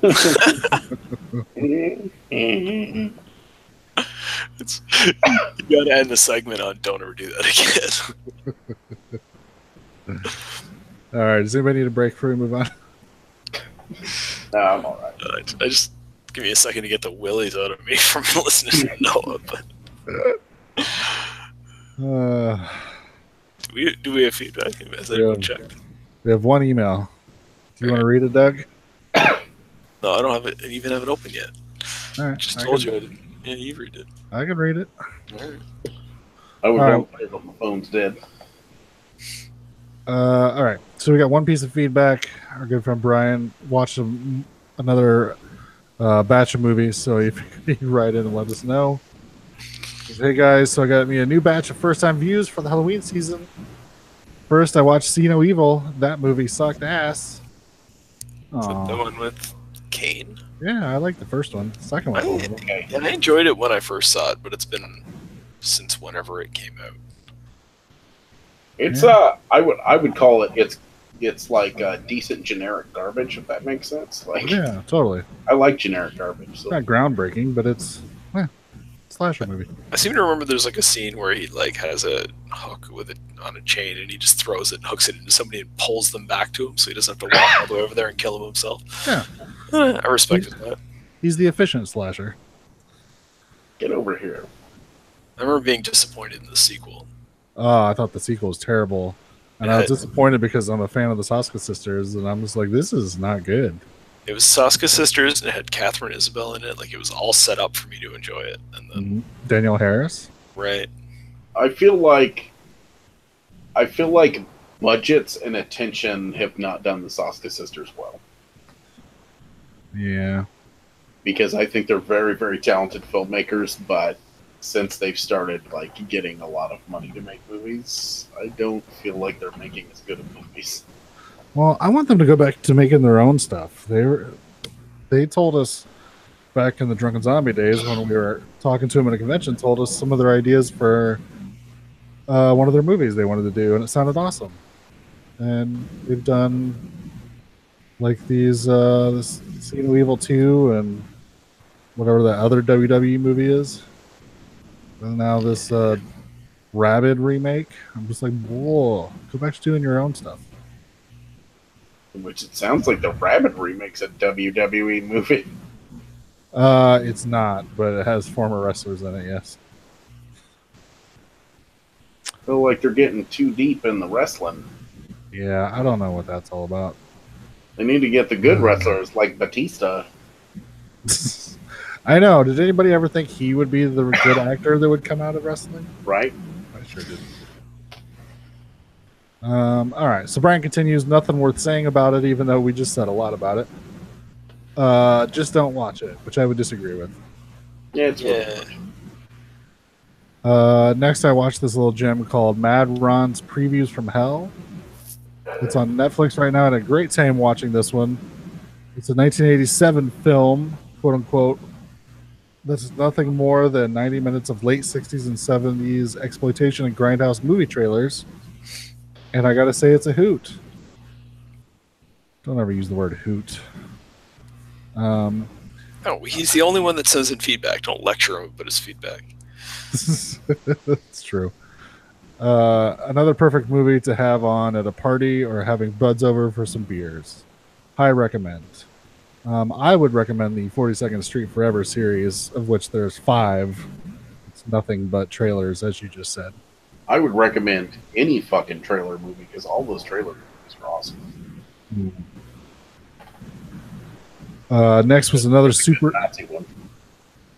Next was another super duper low budget movie called Skinless, and I mean low budget, like $2,000 low. It's your run of the mill. Doctor finds cure for illness and treats it on himself, and shit hits the fan movie. I read it's a mix of Fly 86 and The Incredible Melting Man, but I've never seen the latter, so I'd say it's got a Hollow Man vibe to it. Yeah, the acting isn't great, but they did the best they could with their budget. It's decent gore, and it's quite sleazy, so it's worth a watch. I believe that is a Dustin Wayne Mills movie, who did Puppet Monster Massacre, which is fantastic. He does a lot of like exploitation movies now, which I'm not a huge fan of, but Puppet Monster Massacre was awesome. Next, I checked out Spider Baby. Never seen it, but it wasn't bad. It was a little tamer than I expected, but for being a movie from the late 60s, it had some elements that for the day were probably pretty dark. I think Spider Baby is awesome. Yeah, I like that one a lot too. I was thinking about rewatching that this week. I didn't get around to it. Well, now you have to watch it next week. Maybe I will.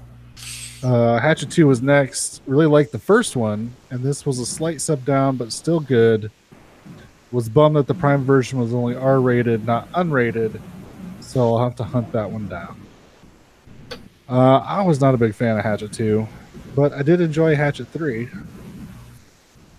I liked all the Hatchet movies like when I saw them, and I haven't gone back to rewatch any of them.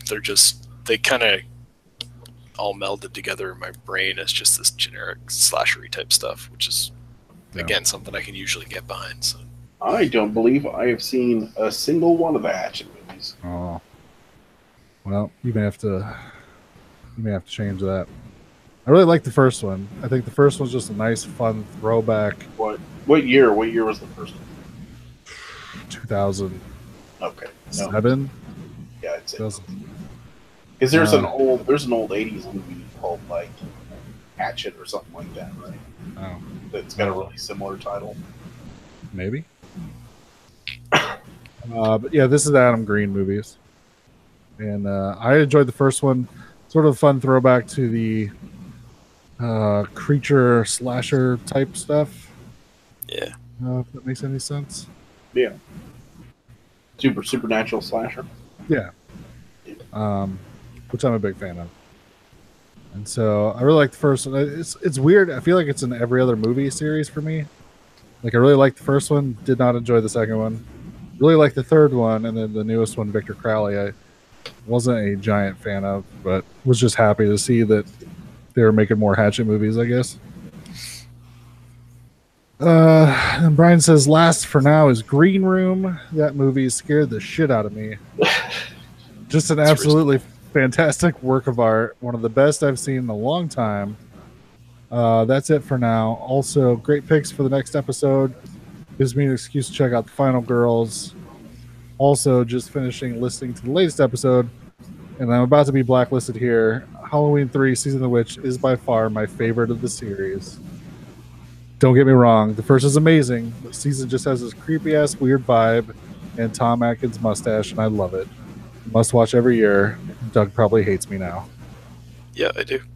I think it's unfair to even include it in the rest of the series. I agree with that.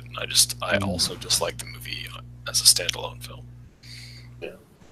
Well, that's just because you don't have good taste like us, Doug. Yeah. Hey, don't lump me into this. I wasn't referring to you.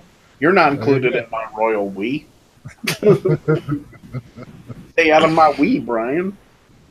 I do like that he really liked Green Room, though, because Green Room was awesome. Yeah. I just had a fun experience this week where I recommended Green Room to a guy I know that's like a real film fan. So I got to have like that perspective where it's not a guy that would normally enjoy like over-the-top violence and stuff. And he came back to me super excited and had really enjoyed it, so I was happy with that. I have Green Room on Blu-ray, and I still have not watched it. Well, get your shit together. I don't know. It's weird because I just haven't it's got a lot of things in it that I like in movies. I just haven't sat down and watched it. I'm not sure why. Stop going on cruises all the time and watch Green Room. Patrick Stewart is a white supremacist. Like, how could you go wrong? I think that's the problem. Well, the reason why I haven't watched it because I love Patrick Stewart. I don't want to see him as a hateful fucking Nazi douche. You know what I mean? You understand he's acting in the movie, and that doesn't make him a bad person in real life, right?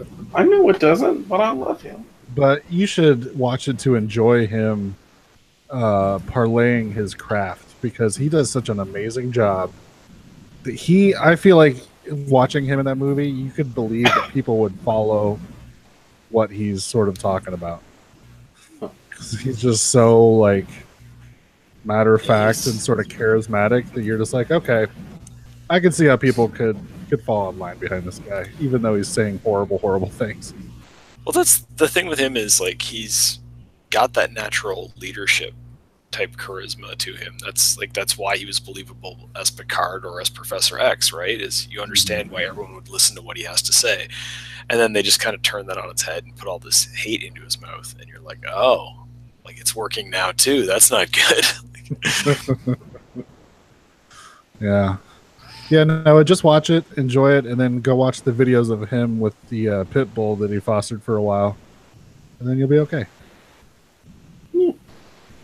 All right. Well, Doug, did you watch anything this week? Not much. I rewatched the original Halloween, which is clearly the best in the series, and nobody would ever argue otherwise. I mean, what am I going to say about it that hasn't been said? It's a masterpiece of filmmaking. It's the use of visuals and sound to create a great atmosphere is absolutely perfect.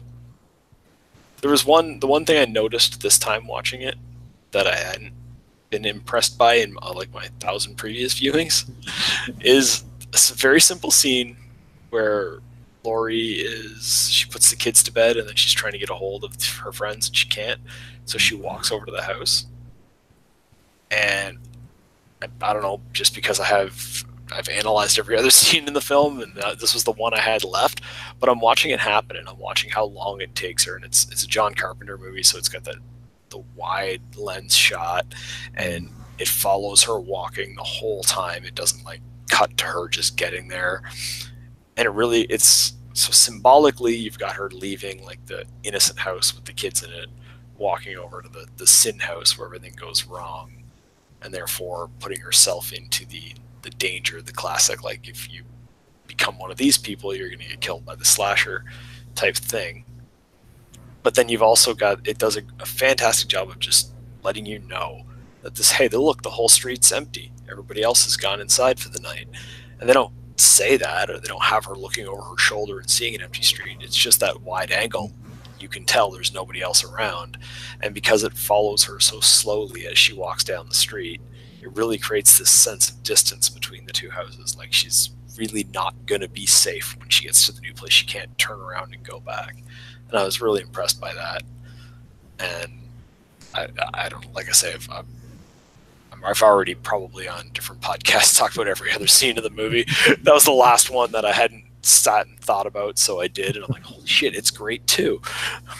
So like, every scene in this movie is fantastic. It is. It's just, yeah, like it. I don't know. It is funny taking a director who at the time hadn't really done anything. I mean, he'd done like Assault on Precinct 13 and stuff, and it's just like, well, here, just I don't know, make this like B slasher movie that for like no money, and just make something we can throw up at a drive-in or whatever.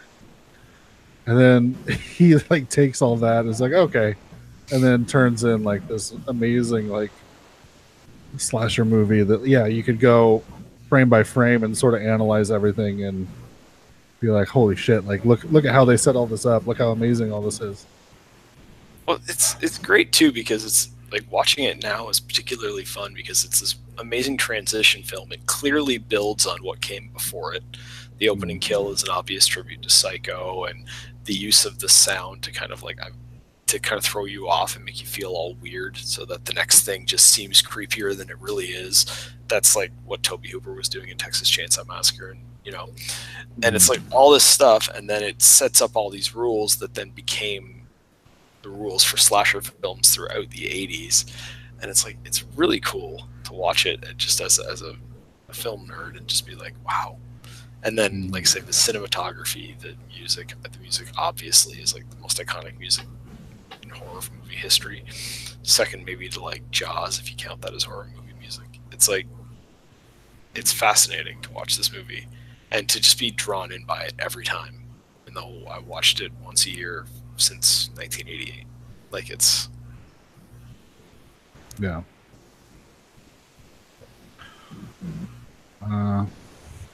Oh, you were talking.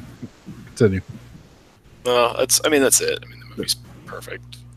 I didn't have to watch anything else this week because I watched that. So really, that's it? Yeah, that's it. Oh, Jesus. What did you watch, Noah? I watched a couple things. I watched, oh god, hopefully I get the title of this movie right, because there's too many similar titles. Great Outdoors, with Johnny Candy and... oh, yeah. Fucking one of the greatest vacation movies of all time. That's a really funny movie. I watched it like a few months ago, and I remember thinking, like, I didn't expect it to still be funny. It really is. The end, whenever they shoot the bear in the ass with the lamp gun, is way more funny than it fucking deserves to be. That happened to me like a year ago. Like, it was just starting on cable. And I'm like, Great Outdoors, I watched this in forever. I'll watch like 5 minutes, I'll find something else to watch. And then next thing I know, they're shooting the bear in the ass with the lamp gun and the roll credits. I'm like, well, I just watched all that and it was fucking hilarious. So I love the fucking raccoons. Yeah, the raccoons. And Dan Aykroyd plays the best, like, fucking bastard relative. It's just, it's so good. That whole movie's good. And it's John Candy.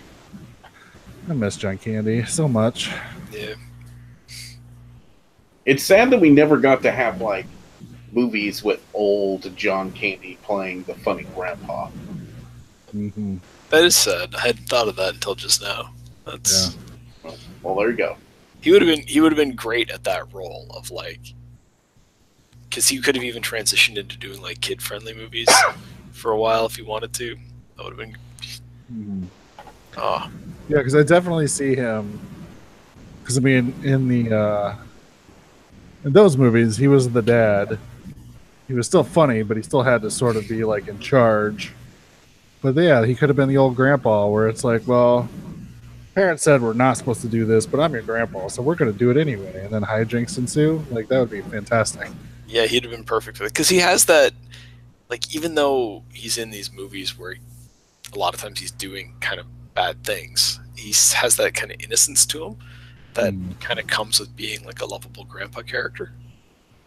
Doesn't always suit being a father. Where's your hand between two pillows? These aren't pillows. But yeah, Great Outdoors. It's on Amazon Prime. you haven't watched it in a while, rewatch it. It's still fucking funny. Ugh. It drags. I'll tell you what, parts of it drag because a lot of it's that weird, like, they throw in that weird romance angle for the son for no fucking reason. Yeah. But that's just, that's a product of the time. And then I went out to the theaters and I saw Venom. Oh, I'm sorry. I would call it a solid C+.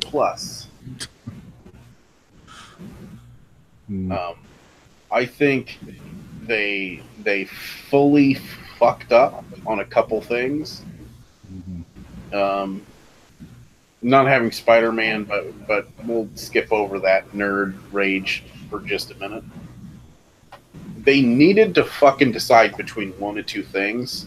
That movie either needed to be an R-rated violent movie, or it needed to be a fucking PG movie for families. Like, A or B. There's no fucking trying to play this in-between shit. Don't fucking work. And so, instead, what you got is all the violence toned way, way, way fucking down to the point where they're trying to make these guys scary, and they're not scary because, like, he's biting someone's head off and there's no blood. It comes off as, like, cartoonish and stupid, you know what I mean? Totally. Which is why I didn't want to watch it. But then the Venom character cusses through the whole fucking movie, which I don't necessarily have a fucking problem with. But if you're going to make it a PG movie to try to bring in more people, don't fucking make a movie that if I took my fucking nephew to see it, I would get in trouble for it. You know what I mean? Because he would go home fucking cussing up a storm because this fucking character is cussing like a fucking sailor through the whole fucking thing. And not in the charming Deadpool way, but just in the, like, pandering fucking stupid way. And there's only, out of all of those weird profanity jokes they try to throw into it, I think only one lands. Because there's a part where, like, the Venom suit tells Eddie Brock to do something, and you think he's going to do it, and the next thing it shows is them, like, going down the building in the elevator, and you hear the Venom suit go, "Pussy." Which, pretty fucking funny. But that's it. Like, it's not worth it. It's not worth any of it. I don't fucking get it. Like I said, I think it ended up just being okay. It's not a family movie. It's not an adult movie. So it's a movie for, like, 14-year-old kids who think that cussing is the funniest thing on the planet.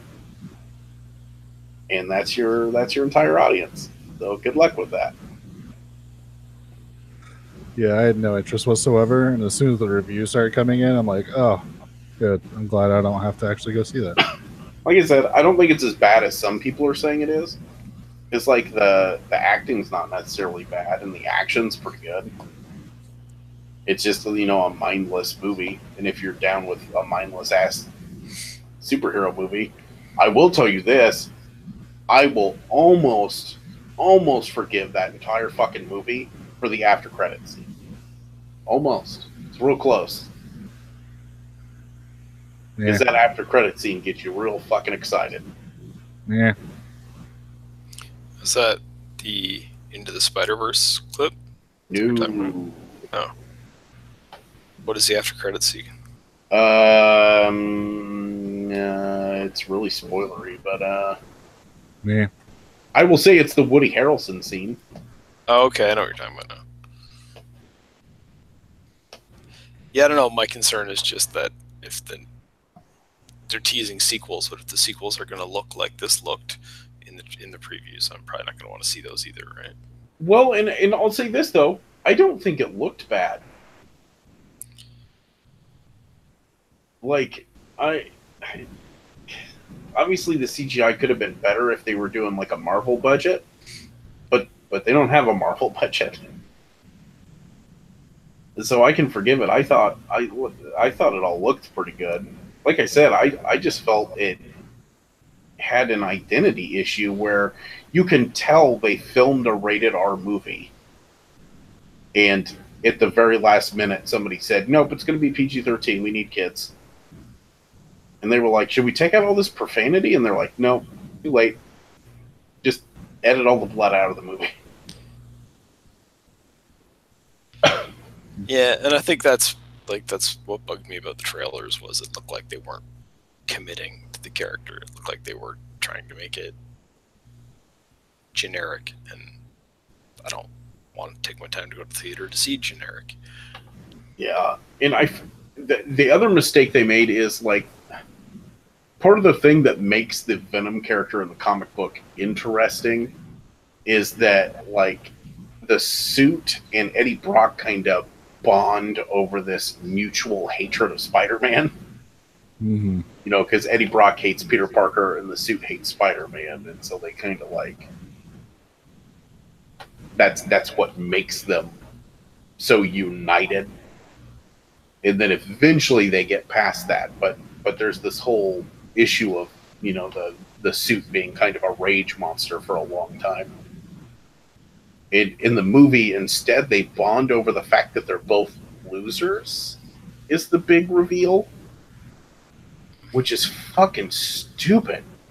Yeah, it's just that's dumb. it's fucking stupid. And I know that's kind of a spoiler, I guess, but it's fucking stupid. It's a stupid spoiler, so who cares that it's a spoiler? Where the suit's all of a sudden, he's like, well, what made you change your mind? He's like, well, I didn't tell you this, but on my planet, I'm also a loser. And it's like, oh, well, fuck you. Fuck you and fuck your movie. It's almost Martha bad. Almost. It's not Martha bad, because that shit is some next level fucking bad writing shit. But it's close.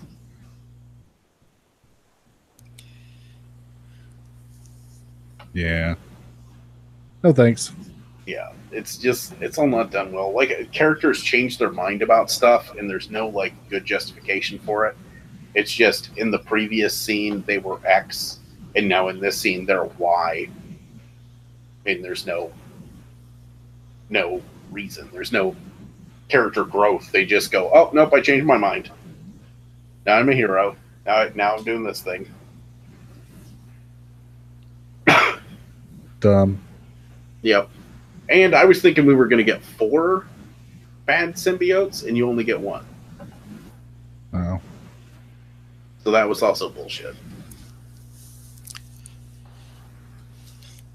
I mean, even the cast lists off people as these characters that don't show up in the film. So once again, I don't know if it's a thing where they edited them all out.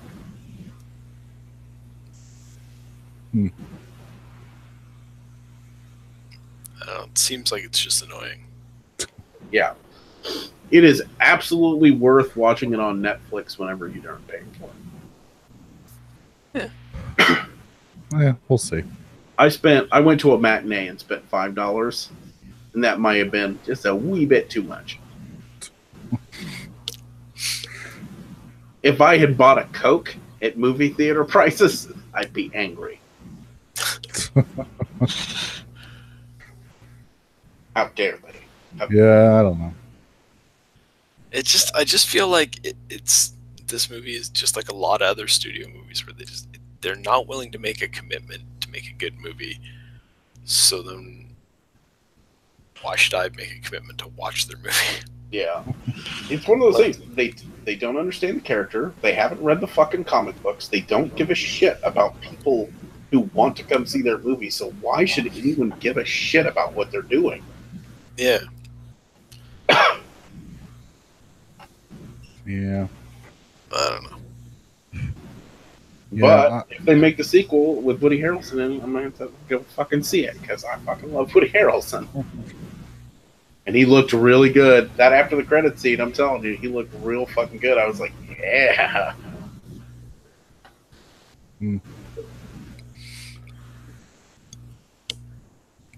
Because they even put him in a terrible wig to make him look like the character that he's playing. I dig it. Yeah.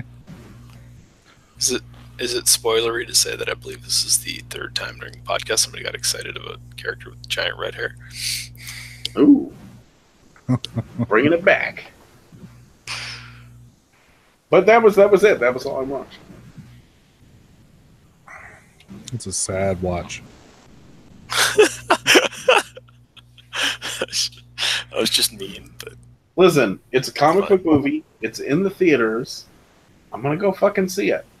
I've went and saw every one of those goddamn X-Men movies, and I hate them, and I can't stop myself because I have that faint hope that it's gonna be good. And guess what? I'm gonna go see Dark Phoenix, and it's gonna fucking suck. See, I don't mind the X-Men movies, but I admit some of them are not good. But like Venom, I just have no interest whatsoever. I think I'll never get my head around the idea that it's a Venom movie without Spider-Man in it.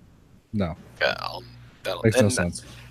Every time I see something like this happening, I'm thinking, just let Marvel have the character. There's potential for a really good movie there. Just let Marvel do it. They're doing it right. They would do it correctly. You know what the funny thing is, though, is I don't know if you gave Venom and all those characters to Marvel, I don't think Marvel would use them. I think Venom would do a Spider-Man movie for sure. You think? I don't think so. I think they would skip. I think they would find a way to skip right over Venom and do Agent Venom, which would still be cool. But it's a totally different thing. See, and I feel like where they left off in Infinity War sets up a perfect reasoning to give Spider-Man a black suit to spin it off into a Venom something or another. I also feel like that Spider-Man wears a black suit in the next movie because there have been set photos leaked. It's not a proper true. Black suit, though. Also true. All right. Well, I watched a couple things. I watched a movie called Out of the Dark. Either one of you ever seen this? Out of the Dark? No. It sounds familiar. The title sounds familiar, but I don't know. So it's a movie from... Oh, this is useless. I don't know. It was on Amazon Prime. It's from either the late 80s or early 90s. So there's a guy in a clown mask who calls up a phone sex line and basically starts stalking these women from the phone sex line and killing them one by one. I feel like this was one of those movies. It's like, we're going to make this for Showtime and call it a thriller so that we can have lots of naked women on screen and then have a guy in a clown mask kill him. And that's pretty much it. Was not super great. Is the sort of thing where our main character is a photographer. So, of course, gives us an excuse for him to take pictures of all these ladies without their clothes on because they're in Hollywood and they all want to be actresses. So, of course, they all need headshots, which means at some point they take their shirt off for no reason, even when he tells them not to. Yeah. Clown mask looks creepy as hell, though. Yeah, but it's not when you see it like on screen. Yeah. It's like, oh, look, this guy went to the Spirit Halloween store and bought this clown mask. There are some black and white pictures of it on the IMDb page that just make it look scary. Yeah. It's not. And pretty much most of this movie is like, makes no sense whatsoever. Like they specifically set it up where for some reason we gotta track down whoever this killer is. So we think he might come after her next. So let's set her up at her house with a like the call routed through her house for whatever reason. And then when he calls, we'll trace the call, but we won't be in the same house as her. So then, of course, we find out that he found a way to call from a payphone and then leave a cassette player playing the whatever he's saying, and of course sneaks into her house and kills her with no police around it for no reason whatsoever. Um, not great. It's not great. But Karen Black is in it, and I was kind of excited to see her. She actually did a pretty decent job. She's sort of like the one who runs like the company of the phone sex people. Yeah, I don't know. Not great. But it was Amazon Prime, so it was essentially free. The other movie I watched is, for some reason, I've never seen this, but I've watched, they had it on sale on Vudu for $5. And I'm like, well, it cost me like $3 to rent it. Or I could just pay $5 and own it. So I watched Tales from the Hood. Nice. Which I had never seen before. I've actually never seen it either, I don't think. I always thought, for some reason, I don't know, I just never really thought it. I don't know if I thought it was maybe not as spoofy, but like a Wayans Brothers movie for some reason. No. And I hated those like "Don't be a menace to Southside while drinking your juice in the hood" or whatever that stupid movie was. I'd call it's a super toned down blaxploitation anthology. Yeah, I mean, I'd say that now, but I think that's one of the reasons why I never saw it. I just thought, oh, it's probably leans a little bit more on the Wayans Brothers side, which I did not really want to do. But I don't think I loved it as much as other people seem to. Like, everybody kind of drools over this movie. But I did have a good time watching it. I thought it was pretty decent. It is, yeah, like you said, it's a, sort of blaxploitation anthology horror movie, which is pretty good. Basically, just a horror movie anthology from more of like a black point of view, produced by Spike Lee. So, you obviously, I mean, you get 3 different stories, and it's sort of set around this guy at a mortuary who's explaining how each person in these coffins died. And there's some pretty good ones. You get to see David Alan Grier in a non-comedic role, which is more terrifying than I thought it would be. He's just a really abusive, fucked up like stepdad who just beats the shit out of people.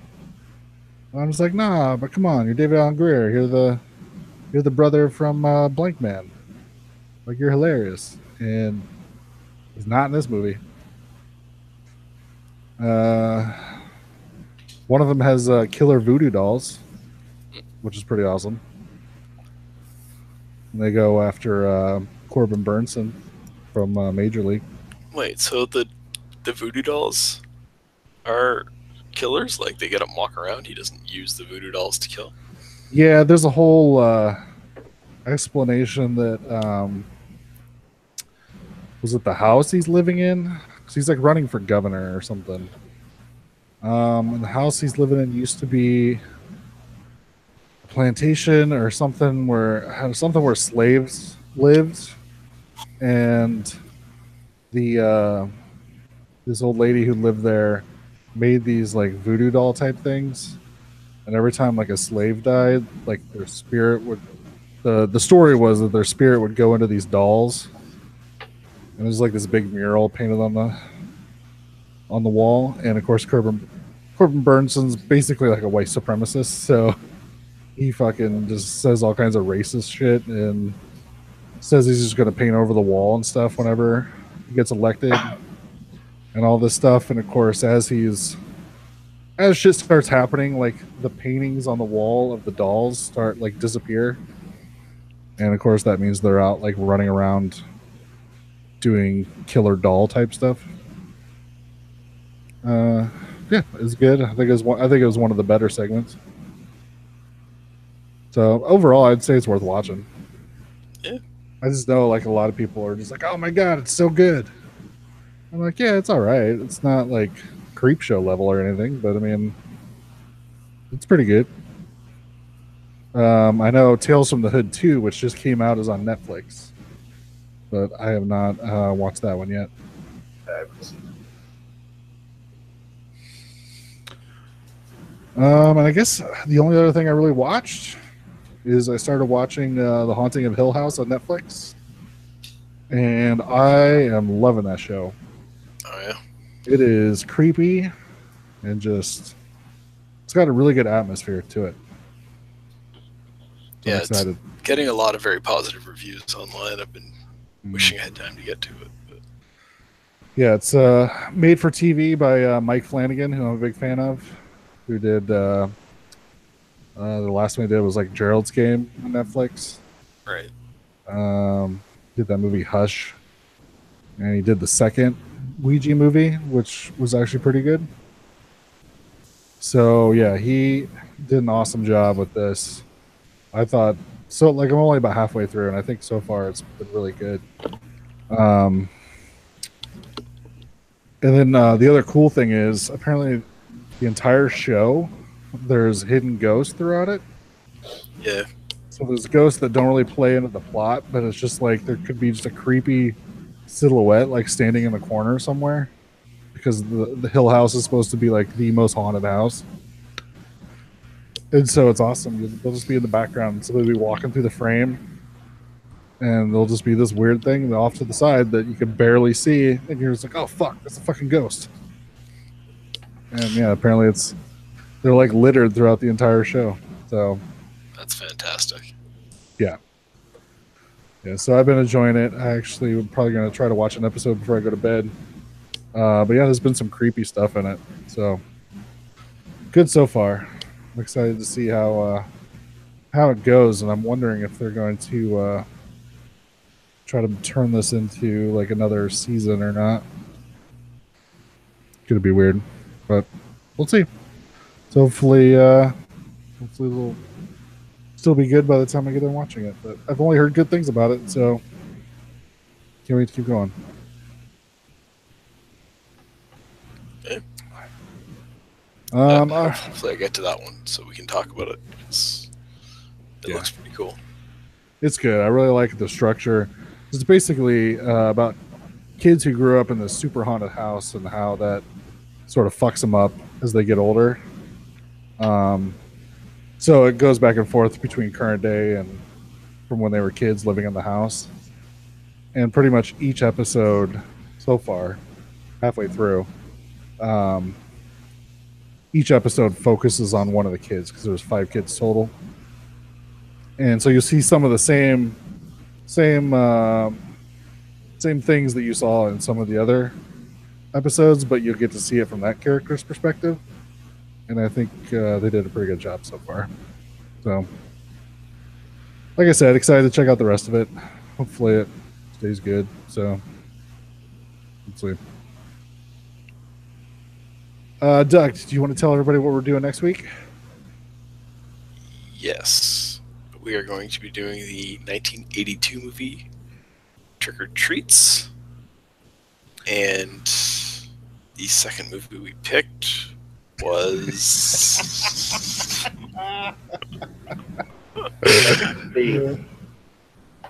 I just want to let everybody know that I cut our discussion of what movies we were going to do from the beginning of this episode when we decided.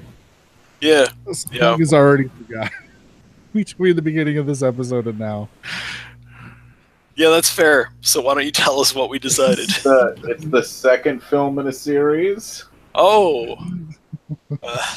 Was it Night of the Creeps 2? Is that what we're going to do? What? No. No? Night of the Demons 2. Night of the Demons 2. All right, you guys better write that down for me somewhere. I wish there was a Night of the Creeps 2. I would totally watch that. Yeah, there isn't even a Night of the Creeps 2, is there? No. Yeah.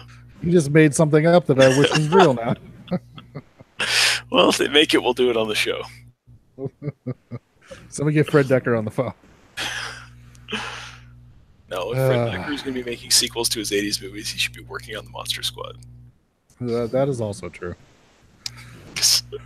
You throw the name Fred Decker and I can give you his filmography, but I can't remember what we talked about at the beginning of the show. Yeah, so yeah, he did Monster Squad. I mean, basically RoboCop 3 ruined his career, but that's what we're talking about. Good Lord. Yeah. So we're doing 2 movies that are set on Halloween night.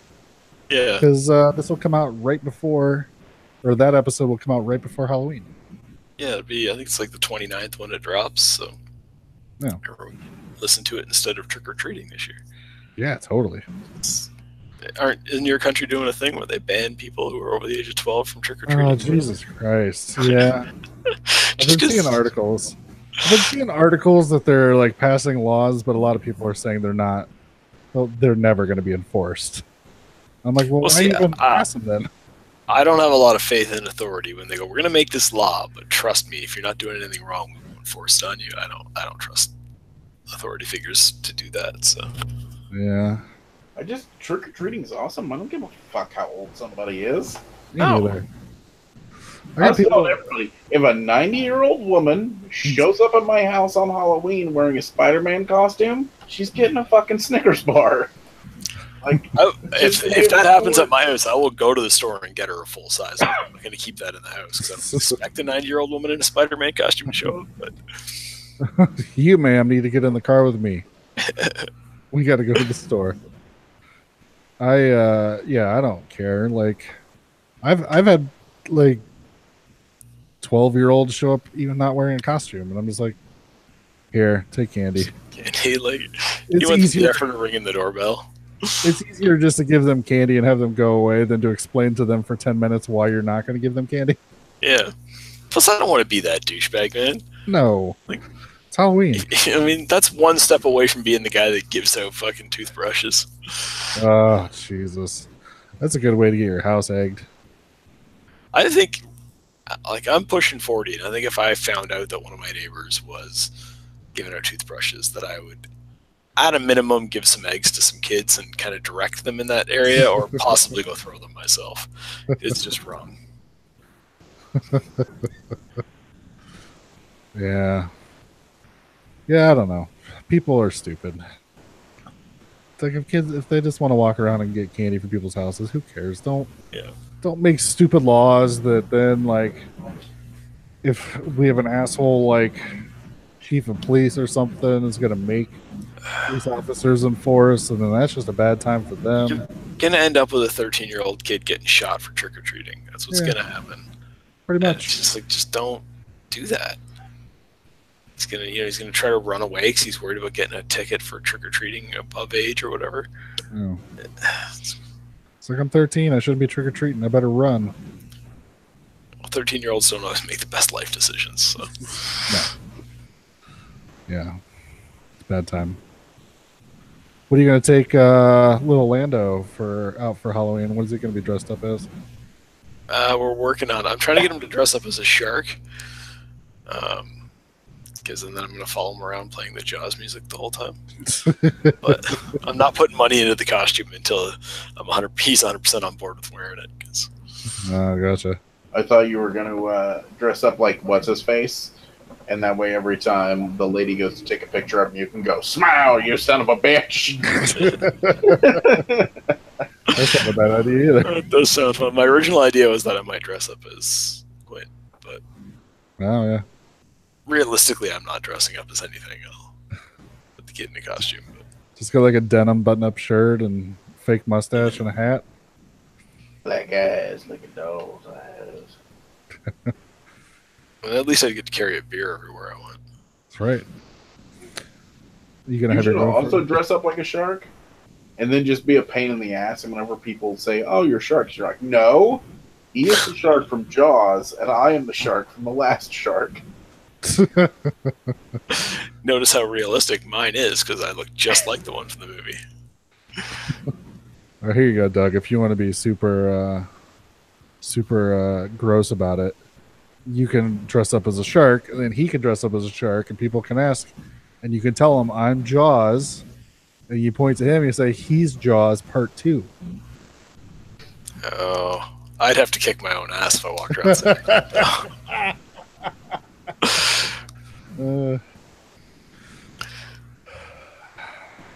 See, I think that'd be good. You get lots of parents like, "Oh," and then while they're distracted, you just steal their candy and run.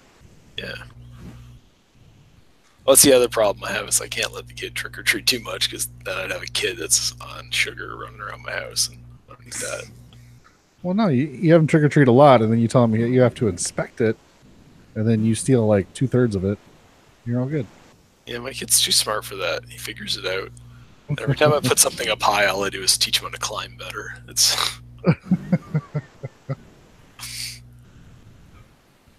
What are you doing, Noah? You dressing up your cats and taking them out? Probably not. I'll probably sit here and hand out candy. You gonna dress up as something and scare kids when they come by? I'm not root through the old box. I don't have enough money to really go crazy on a costume this year. Is it because you went on a cruise? It is. Perhaps you should get your priorities together here. Yeah, I really should have thought about that. Maybe next year the cruise will have to be in November. That way I can spend all my money on Halloween shit, and then go on the cruise and be like, oh fuck, I'm broke. Shit. Just drifting around a cruise, picking up people's leftovers. I shouldn't have spent so much on that damn mask. I think that's gonna be good.